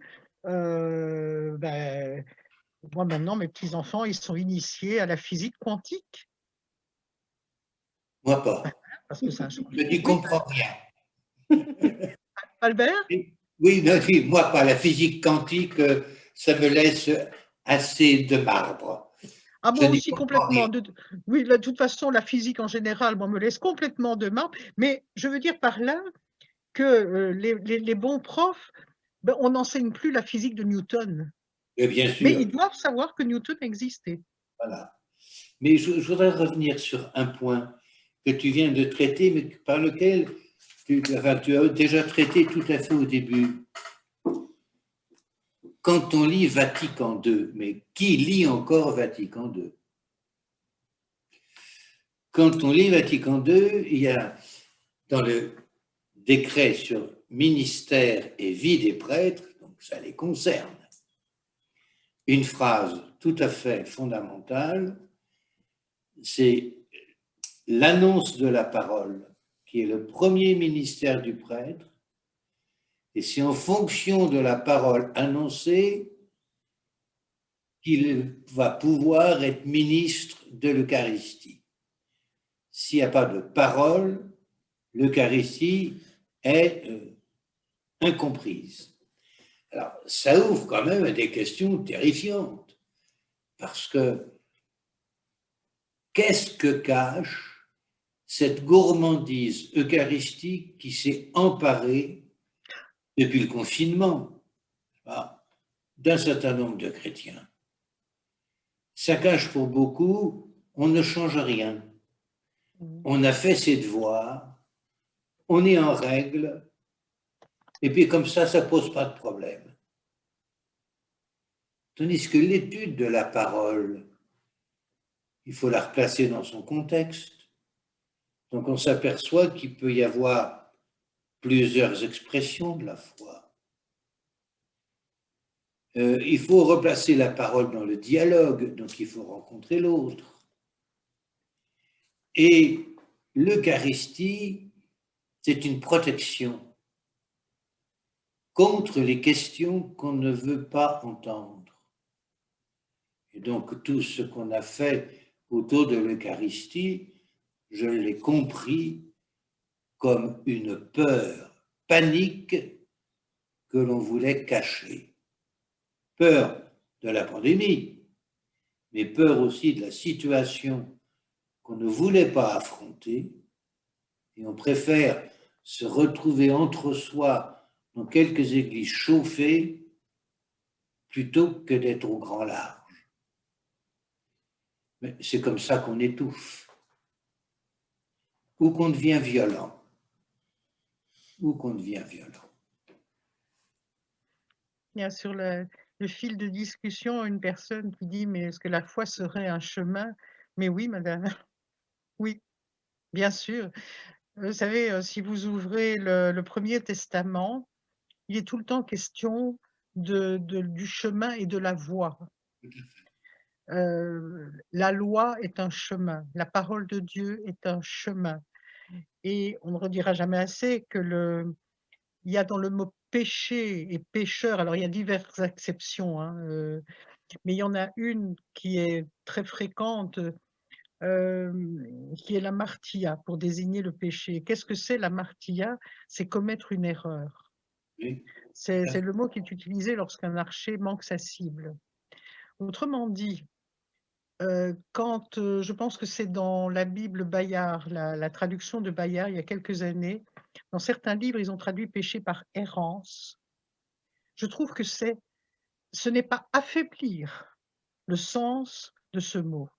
On dit: non, «Oui, mais péché quand même». Ah bah oui, péché, ça en principe, ça fait peur, mais on sait bien qu'à la fin, ce qui fait peur, bah, voilà, on va trouver des des stratégies pour ne plus en avoir peur. L'errance, c'est quand on n'a plus de chemin, c'est quand on a perdu le chemin, c'est quand on se trompe de chemin et quand Jésus, après, avoir relevé la femme adultère, lui dit: «Va», l'aveugle: «Va».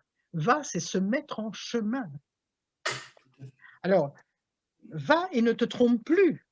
Parce qu'effectivement, vous savez, c'est comme avec un GPS, hein, si vous avez un mauvais GPS, vous pouvez vous retrouver, presque en plein milieu d'un lac, hein, ou dans une impasse.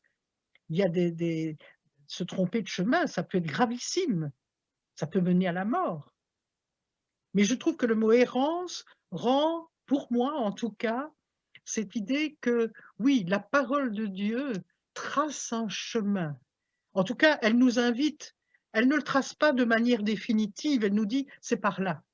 Un peu comme l'étoile là, qui guide, les mages, et oui, c'est un chemin, et ça, on n'en a jamais fini, et quand on est en chemin, évidemment, bien sûr, on peut s'arrêter à certains moments, il faut s'arrêter pour faire le point, et puis il y a des moments où on est fatigué, il y a des moments où on voudrait faire demi-tour, mais quand on avance, moi je suis émerveillée de me dire, de découvrir à 72 ans, qu'il y a des textes que je ne comprenais pas quand j'en avais 30, que j'ai compris mieux à 40, et puis que je ne comprenais pas quand j'en avais 50, et puis que je comprends mieux, et je dirais encore aujourd'hui. Ah ben, attends d'avoir 85 ans, tu verras, tu feras encore des découvertes. Ben voilà, je Et puis suppose c'est que pas toi, vrai. Albert, tu pourras dire que tu continues de découvrir Ah aussi ben, tout, à chaque lecture. à chaque lecture. Voilà, c'est ça, c'est exactement ça. À chaque- À chaque lecture, on n'épuise pas. Vous savez, je pense que c'est Éphrem le Syrien, une figure qui a vécu au VIe siècle, qui disait: «Tu ne peux pas prétendre épuiser la source». Tout à fait, oui, c'est un très beau texte. On ne peut pas. On peut reprendre. Alors, le problème, c'est qu'à force de les rabâcher, vous savez, excusez-moi, c'est moi qui ai fait une mauvaise manœuvre. À force de rabâcher la parabole, du grain que l'on sème, ou bien nous prenons les 2 fils, hein, le fils prodigue, le fils cadet et le fils aîné.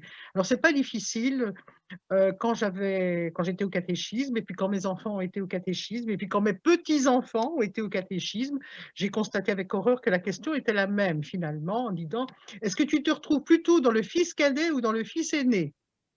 Excusez-moi, mais c'est vraiment, tu choisis entre la peste et le choléra, hein.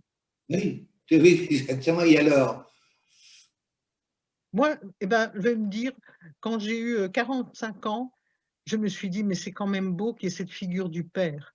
Parce que quand on a des grands enfants qui parfois ne filent pas tout droit, qu'est-ce que ça c'est un chemin pour soi aussi de se dire: «Il y a ce père qui, au lieu de pester, de vouloir les ramener et cetera, il va s'user les yeux à attendre qu'ils reviennent éventuellement, et il a déjà donné tout ce qu'il pouvait». Voilà, et c'est alors, les disciples d'Emmaüs, je pense que j'ai dû les étudier, 28 fois, et la 29e, je sais que je vais encore découvrir des choses. C'est voilà, c'est merveilleux ce que vous écrivez. Comme le disait Borges: «Le sage est celui qui s'étonne de tout». Les écritures, elles sont, vous savez, je reprends le mot de Maurice Bellet, il en usait, parfois abusait, mais c'est tellement vrai, elles sont inouïes. Au sens premier, c'est étonnant, oui, tout à c'est fait. extraordinaire, mais aussi, on ne les a pas encore entendues. Et donc, il faut pouvoir, à chaque fois qu'on ouvre ce livre, écouter en se disant: «Je ne connais pas ce texte». C'est véritablement un effort de faire le vide et de le laisser descendre pour entendre quelque chose, et on se dit: «Mais je n'avais jamais entendu comme ça». Voilà, Oui, je tout n'avais à fait. jamais entendu comme ça. C'est la raison aussi pour laquelle il y a un travail pour moi qui est communautaire. J'écoute Albert et j'entends des choses, je me dis: «Tiens, c'est vrai, j'avais jamais songé à ça». Voilà. Heu, on peut pas non plus rester seul en tête-à-tête comme ça, un peu miroir avec la parole, parce que il y a toujours le risque d'y projeter ce que j'ai envie d'entendre. C'est pour ça que, voilà, il y a des groupes, le livre est déjà un tiers, Mm. une vidéo est un tiers, un cours est un tiers. Je suis plus seule en face de ça, et en même temps, c'est toujours ce moment de dire: «Où est-ce que ça descend?» Si ça reste dans ma tête, c'est sans doute intéressant, ça va aller rejoindre d'autres contenus, très différents. Ce qui est beaucoup plus difficile pour moi, qui est l'enjeu de l'avenir, c'est de faire ce trajet de la tête au cœur. Voilà. Voilà, de faire Magali. descendre cette parole. Oui, Eh ben oui, Albert. les gens réagissent à côté. Myriam, vous devez le lire aussi. Les personnes, bah, déjà, ils s'expriment Oui, oui, je vois ça. simplement avec vos paroles, avec vos deux paroles. Voilà, comme le disait Borges le Sage, est celui qui s'étonne de tout. Voilà, après, ouais, vous avez raison, les cours de théologie sont essentiels. Oui. Que les catholiques ouvrent les yeux et les oreilles sur la parole de Dieu. Merci pour ce dialogue entre vous deux qui nous fait réfléchir. Nous sommes l'Église de Dieu. Prenons notre bâton de pèlerin, allons avec la force de la grâce porter la bonne nouvelle. Il y a tout Waouh. au début, il y a une question intéressante aussi. Alors, attendez, je reviens dessus. Merci. Alors, c'était tout au début. Vous êtes inspirante et lumineuse. Vous me faites du bien. Que faire pour que votre parole diffuse? Oh là là.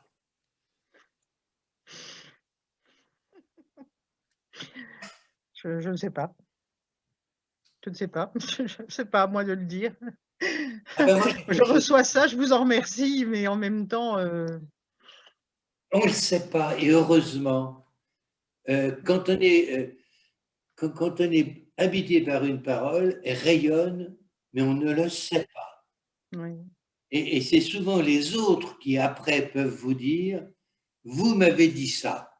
oui, Bon, on ne se souvient même plus qu'on l'a dit. Ah, vous m'avez dit ça il y a tant d'années, ça m'a marqué. On a tout oublié.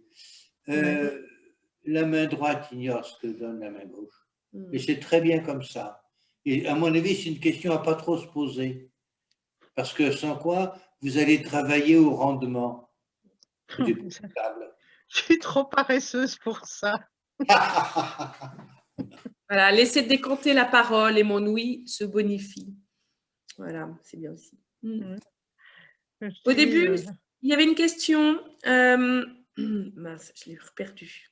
C'est ça, je bouge et puis. Voilà, les communautés dont vous parlez célèbrent l'Eucharistie. De quelle façon s'il n'y a pas? On en a très parlé un peu simple, tout à l'heure. Hein. mais très simplement, c'est-à-dire qu'on retrouve d'une part d'abord l'écoute de la parole et par principe, enfin par principe, pour bien montrer que ce n'est pas par transgression négative, comme je disais tout à l'heure, c'est la parole du dimanche ou du jour, parce que c'est pas nécessairement un dimanche, hein, du jour où nous sommes. Donc, méditation de la parole, mais aussi partage, bref, hein, autour de cette parole.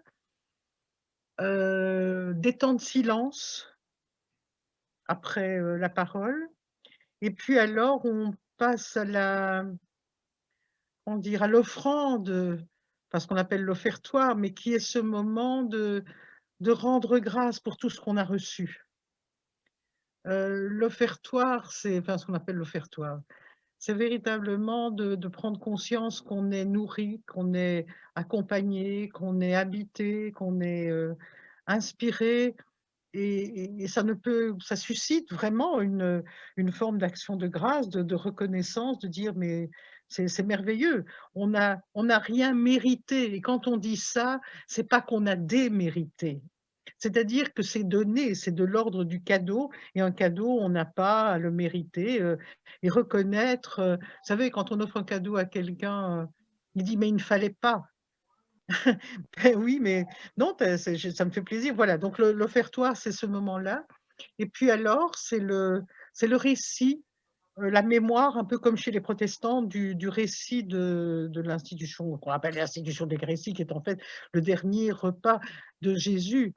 Et c'est clair que c'est ce moment aussi, en tout cas dans c'est la communauté où il m'arrive d'aller, c'est véritablement la mémoire de quelque chose qui a été fondateur.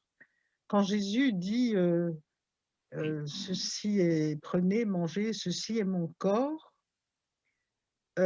après avoir rompu le pain, c'est à la fois la mémoire fondatrice d'une vie donnée, mais c'est aussi au même moment et de manière, inséparable, l'invitation à partager sa vie, à dire que ce qui a été fait là, «Faites ceci en mémoire de moi», Moi, je suis absolument persuadée, et dans ces communautés, c'est une conviction partagée, que faites ceci, c'est pas simplement vous rompez l'hostie et puis vous la mangez, etc. Non, c'est vraiment faites ceci, donnez votre vie, votre chair, votre sang, ce que vous êtes, parce que la chair et le sang dans la Bible, en fait, c'est une manière d'exprimer votre vie.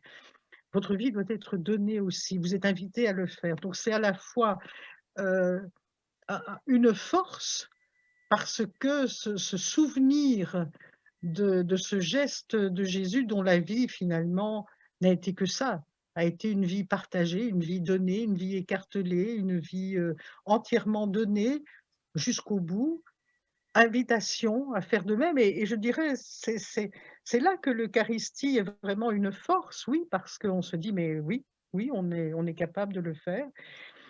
Il y a un temps avant ça aussi d'intention, parce que c'est l'ouverture la plus grande au monde. Et là, bon, bah, les communautés, c'est 8-9 personnes maximum. Et donc, c'est un temps où chacun peut vraiment apporter à la fois ce qu'il est, les personnes auxquelles il pense, avec lesquelles il travaille, avec lesquelles il vit, et puis une ouverture plus large vers toutes les intentions du monde possible, ce qui se passe.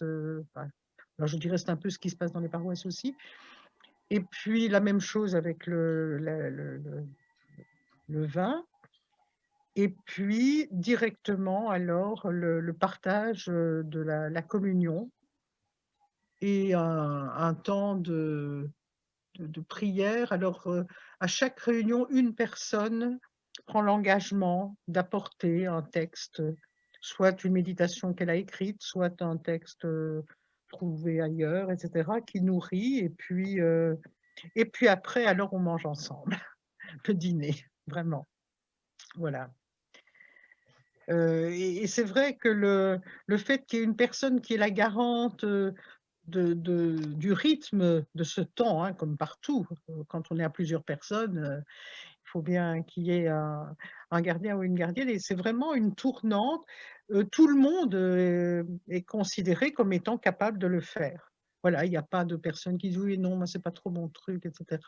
Comme ça se fait dans la plus grande simplicité, et que vraiment, on a le sentiment de vivre quelque chose en commun, nos vies en commun, et en sachant qu'il y aura alors sans doute d'autres contacts, c'est vraiment c'est des personnes qui vivent, qui se connaissent, qui sont devenues des amis. Et puis moi j'ai assisté alors parce que je logeais, c'est aussi chez cet ami.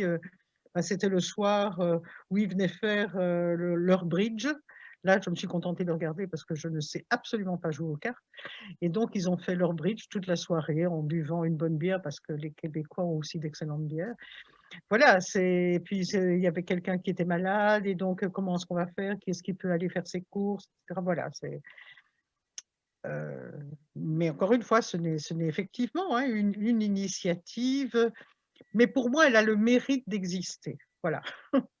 Une question, une question, et le sacrement? Écoutez, je voudrais comprendre. Et le sacrement, alors? Ce premier sacrement, c'est le Christ. Tous les autres ne sont que déployer le sacrement unique qu'est le Christ. Et puis, il faudrait revoir notre approche des sacrements, parce que on s'est un peu focalisé sur est-ce que ça marche, est-ce que ça marche pas, est-ce que c'est valide, est-ce que c'est pas valide, est-ce que ça fait des effets ou est-ce que ça fait pas d'effets. En clair, on veut des labels d'efficacité. Mais on oublie que le premier rôle du sacrement, c'est de relier. Hein? Le mot lui-même signifie la relation. Sacramentum en latin, qui veut dire aussi relation à Dieu, relation à l'empereur, relation aux autres. Or, c'est ça le vrai problème des sacrements, et qu'il faudrait reprendre aujourd'hui. À qui nous relie-t-il? Vous allez me dire au Christ. Oui, bien sûr. Mais lui, il peut se relier à nous par bien d'autres moyens que le seul sacrement. Il n'est pas lié par un sacrement. Or, nous avons individualiser les sacrements, à telle enseigne que du moment que j'ai ma messe, l'autre peut mourir de faim à la porte de l'église. Il n'y a plus de relation. Et s'il fallait refonder une théologie des sacrements, moi je partirais de quels sont les signes vrais dont une relation a besoin. Et sortir d'une querelle très médiévale sur l'efficacité. Le Moyen-Âge était très juridique. Il fallait savoir qui avait le droit de faire quoi, ce qu'il avait fait, comment c'était valide, pour combien de temps ça tenait. Et on est aussi à la fin de ce temps-là. Vous comprenez? Parce que vous pensez aux prêtres derrière, bien sûr, ce que je pense aussi. Mais le prêtre ne préside pas l'Eucharistie parce qu'il est chef d'une communauté. Ça s'appelle une secte. Le prêtre préside l'Eucharistie parce qu'il est au service de la communion entre les communautés. Et ça, c'est une église communion. Voilà. Je ne sais pas. Oui, je pense que le sacrement a été quand même, là aussi, mieux éclairé depuis le XXe siècle. Je pense aux travaux d'un théologien français, Louis-Marie Chauvet, Oui. qui a écrit un très beau livre, il s'appelle Symboles et sacrements. Il était venu en formation théologique nous entretenir de ça, et notamment de ce qu'on appelle l'ordre symbolique. Alors l'ordre symbolique, je ne vais pas vous l'expliquer ici maintenant, mais c'est de dire ça fait partie de notre vie. Il y a des couches qui sont simplement des faits matériels. Il y a des couches aussi qui sont symboliques, et je vais prendre l'exemple le plus évident, alors moi je l'ai vécu, qui est le mariage. Vous savez, d'abord, l'Église dit très justement, ce sont les époux qui se donnent le sacrement. Le mariage, là, il a quelque chose de très exemplaire là-dessus, parce qu'en fait, le prêtre bénit le mariage, mais le mariage, ce sont les époux qui se le donnent. Alors, qu'est-ce que c'est que ce sacrement? Ben, c'est une fille, un garçon, enfin jusqu'à présent, hein, bon, un homme et une femme, qui, une seconde avant, n'étaient pas mariés, qui disent des paroles, je te prends pour époux, je te prends pour épouse,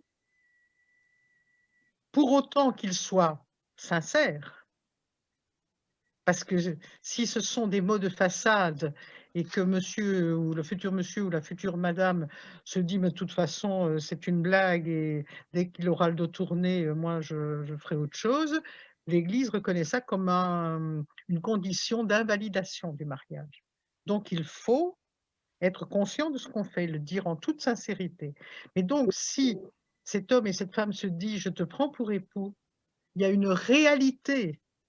Or, qu'est-ce qui s'est passé matériellement? Rien, absolument rien. Comment est-ce qu'on peut comment est-ce qu'on peut prouver, pardon, que ce mariage existe? Alors oui, bien sûr, devant la commune, on a un papier, on a un carnet, etc.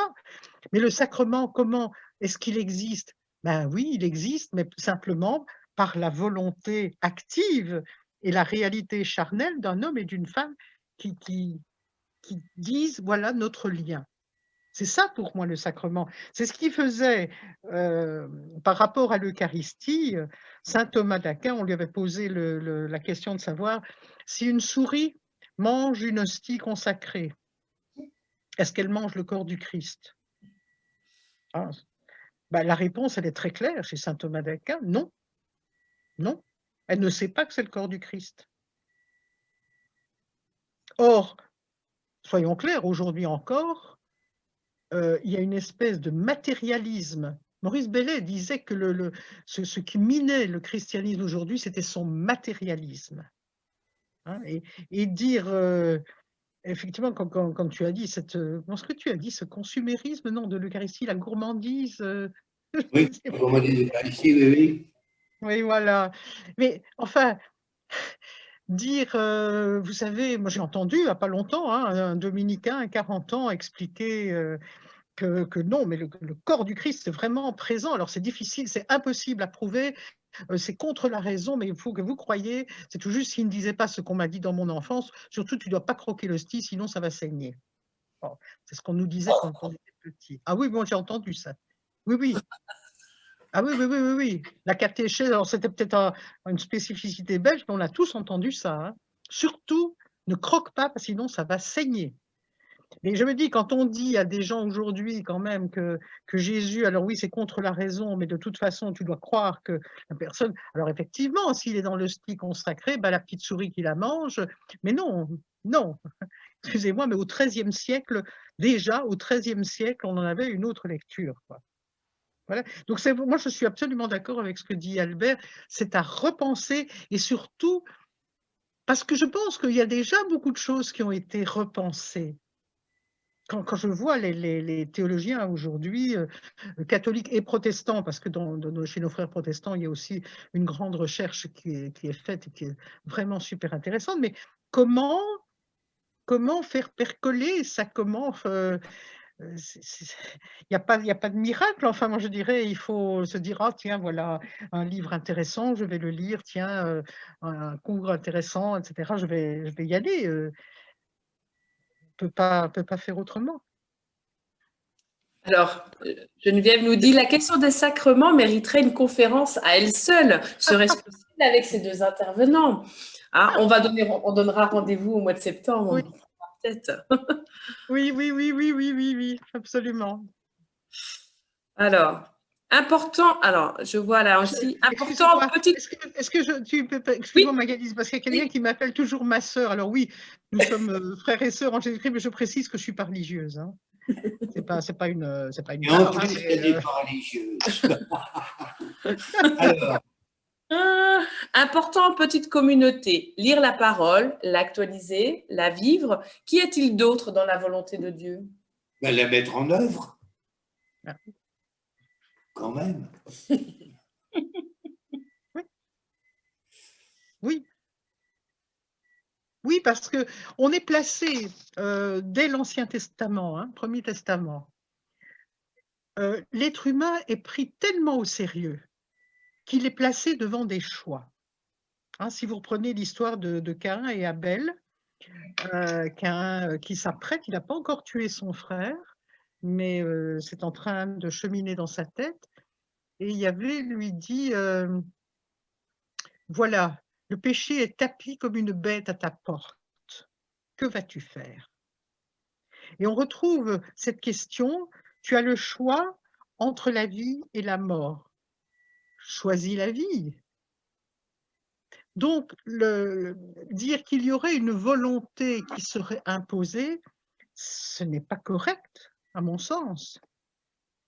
Par contre, que nous soyons tout le temps placés devant des choix. Vous savez, pourquoi ce récit des tentations de Jésus, qui est probablement un récit, comment dire, iconique, c'est-à-dire qui rassemble quelque chose qui a traversé la vie de Jésus. Moi, je pense qu'effectivement, Jésus a été comme nous, tout le temps, soumis à la tentation. Parce que quand simplement, quand vous êtes un rabbi et que vous avez des foules qui vous suivent, qui n'est pas pris par la tentation de séduire, et cetera. Donc les tentations de Jésus, mais il doit choisir. Et trop souvent, on dit: «Oui, mais c'est Jésus, donc il a choisi facilement». Moi, je ne crois pas du tout. C'est comme pour la passion. Albert disait avec beaucoup de justesse, dans le monde chrétien, on ne veut pas entendre parler de la passion et de la mort de Christ. Or, quand on nous dit qu'il était pris de sueur de sang et des pris d'angoisse et qu'il prie son Père en disant: «Père, si on peut éloigner de moi ce calice». Donc oui, la volonté, le désir, moi je préfère dire le désir profond de Dieu, c'est que l'homme soit vivant, c'est qu'il soit debout, c'est qu'il réalise tout ce qui est en lui. Je dirais, c'est les germes de divinité qui sont en lui, parce que tout de même, si on est enfant de Dieu, il faut bien qu'on ait hérité quelque chose de notre Père, hein, de notre source. Sinon, donc moi je pense qu'il y a vraiment ce souffle de Dieu en nous, mais on peut ne rien en faire. parce que nous sommes libres. Et oui, c'est un chemin et c'est tout le temps, c'est à reprendre continuellement. Mais moi, les gens qui sont assis dans leur foi, qui connaissent Dieu comme s'ils prenaient leur petit déjeuner avec lui tous les matins, moi, vous savez, je vais même oser vous dire, je vous fais cette confession, moi, les gens qui me disent j'ai rencontré le Christ, je dis toujours raconte-moi. Je ne sais pas trop ce que c'est, je n'oserais pas dire que j'ai rencontré le Christ. Marqué, j'ai à personne qui m'a jamais raconté, de telle sorte que je me dise au moins c'est ça. Mais bon, voilà. Mais bon, ça c'est parenthèse. Alors, quoi d'autre? Alors, oui, celui qui appelle ma sœur Myriam. Ne genrons pas le mariage, s'il vous plaît, ma sœur, même si je partage votre analyse. Je sais que mon avis semble hérétique, mais tout le monde a le droit au mariage, y compris les homosexuels et transgenres. Voilà. J'ai parmi mes amis très proches, j'ai 2 homosexuels différents, mariés l'un et l'autre. Et Oui. personnellement, ils s'aiment beaucoup et ils forment 2 très beaux couples. Alors, il y a des conseils de personnes qui proposent de lire les textes de chaque jour, d'en prier en église ou Magnificat. Voilà, donc la parole s'échange et forme une grande communauté dans le monde. Évidemment, il y en a besoin en ces temps de confinement qui nous éloignent les uns des autres. C'est bien. J'aime bien aussi il y a beaucoup de choses encore, et puis je crois qu'il faudrait 2 jours, hein, n'est-ce pas? Alors, il y a je ne comprends pas très bien ne genrons pas. Ne genrons pas. le mariage. Ne genrons pas, pardon. Je comprends Oui, pas c'était bien. pour le mariage. C'était marqué ne gérons pas, mais OK. c'est ne genrons pas. OK, ça va, merci. Voilà. Merci, merci. Il nous faudrait Alors là, beaucoup de... je laisse l'appréciation. Les seuls qui veulent encore se marier, les gays et les curés. Ah, c'est très bien ça. Il nous faudrait beaucoup de Myriam Tenus pour que la foi se renouvelle. Ce sont des personnes dont notre monde a soif et dont l'Église a tant besoin. Je suis très touchée et je me sens rejointe en profondeur. Voilà, Merci. je vous ferai connaître autour de moi. Bonne continuation. Merci. Bien, Mais ça encourage aussi. encore une fois, moi je dirais ce que vous percevez chez moi, je l'ai reçu. Je dis toujours, moi j'utilise l'image que Maurice Bellet utilisait souvent, je suis comme un robinet. Lui, il ajoutait rouillé, moi pas encore. Je suis comme un robinet qui laisse ou pas passer l'eau. Et je pense que c'est vraiment ça. Toutes ces images, vous savez, du vitrail qui laisse passer la lumière, de la corde de guitare qui laisse passer le son, pour moi, c'est vraiment, en tout cas comme dominicaine. Alors, c'est peut-être ça qui a fait penser que j'étais religieuse, mais en Belgique, il faut savoir, mais ça, c'est une spécificité de la Belgique, les laïcs qui s'engagent dans l'ordre dominicain deviennent dominicains. On fait deux professions d'attachement à l'ordre dominicain. Et donc, nous sommes dominicains, mais ça, c'est une spécificité, mais sans être religieux, bien entendu. Voilà. Non, les homosexuels, c'est 2 couples d'homosexuels différents, donc ça en fait 4 en tout. Vraiment. Voilà. Et les temps que nous traversons nous entraînent vers une seule vision intellectuelle et nous obligent à désincarner, ou nous désincarner peut-être. Quelle place pour le corps dans notre foi aujourd'hui? Central. Quel est au début, je n'ai pas bien compris le début. Les temps que nous traversons nous entraînent vers une seule vision intellectuelle et nous entraînent et nous obligent à nous désincarner. Je pense qu'il manque le nous. Je ne sais pas ce que Myriam va répondre, je le devine un peu, mais je la laisse répondre. Alors non, alors je te laisse le dire. Non. Je trouve la question, je ne sais pas qui l'a posée, mais je trouve la question très artificielle. Est-ce qu'il y a une intelligence désincarnée? Et est-ce que notre corps, c'est uniquement une chair de la viande?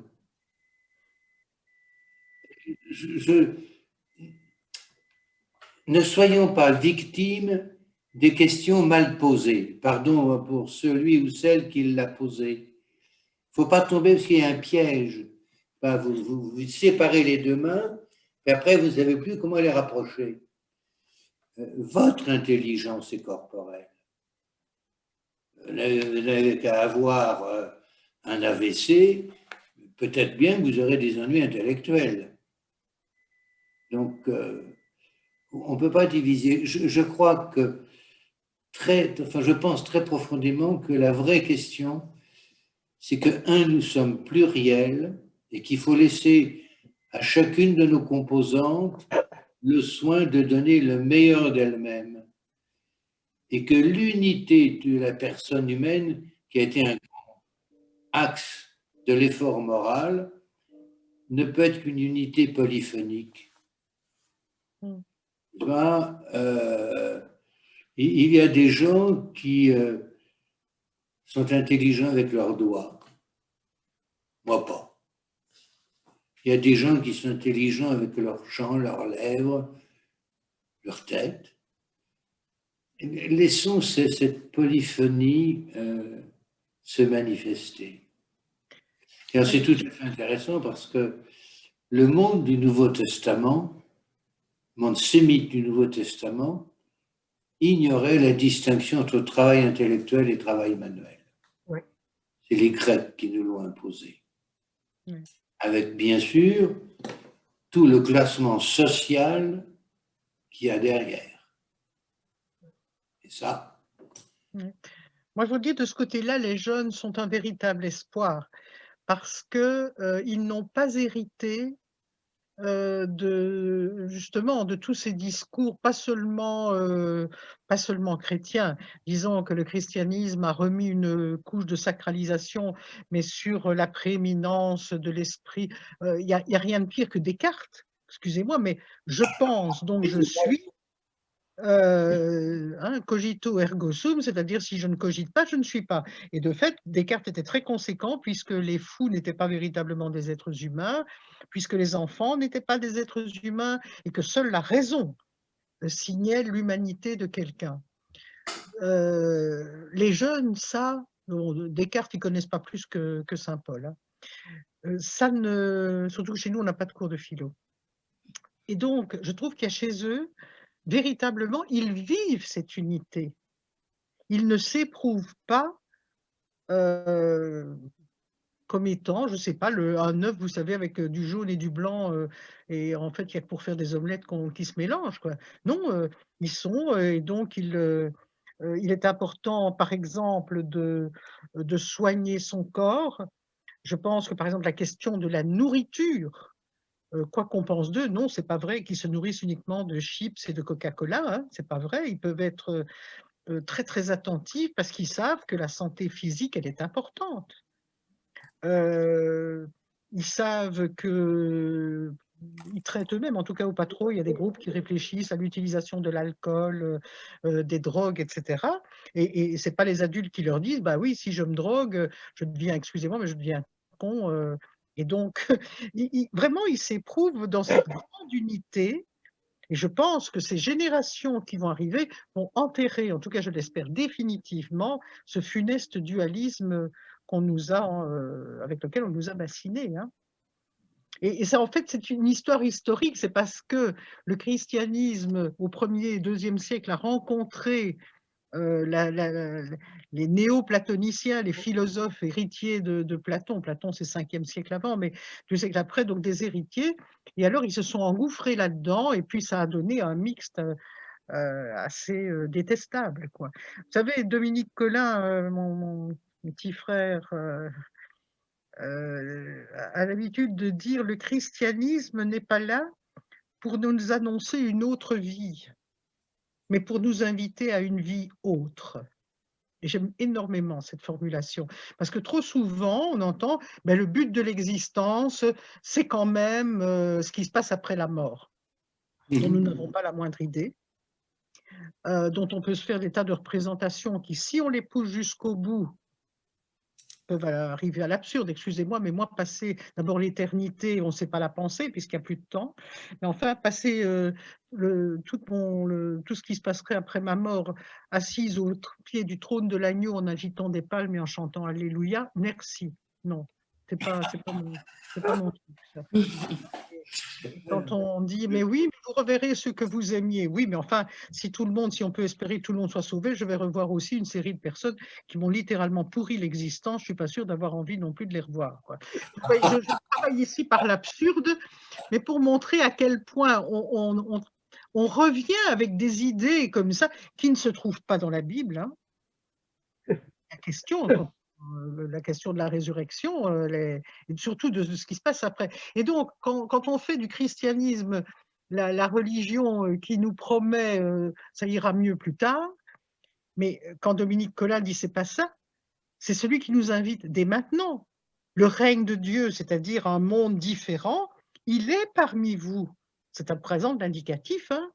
Le règne de Dieu est parmi vous, et pas quand vous serez mort. Alors, qu'une vie qui se trouve dès maintenant transformée radicalement donne à penser, est-ce que cette vie, est-ce que la coupure que représente la mort, la coupure radicale, est-ce que c'est la fin de cette vie? Alors ça, c'est autre chose. Alors là, on est dans des développements sur lesquels on ne va pas se lancer. Donc, ça ne veut pas dire qu'on refuse. Oui. Mais les fantasmes de moi, tels qu'on les a proposés, moi, je vous assure, alors on dit oui, mais enfin, tu sais quand même où est ta fille? Non, je ne sais pas où elle est.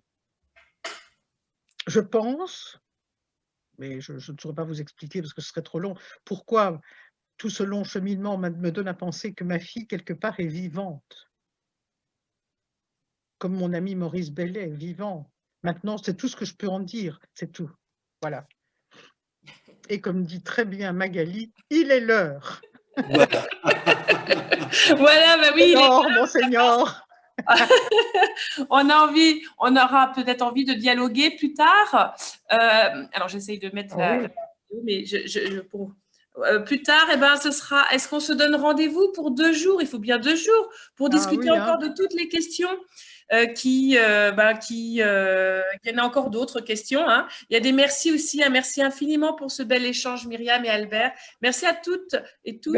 Merci à vous, merci. Au-delà des frontières que nous pouvons franchir physiquement en ce moment. Alors voilà, si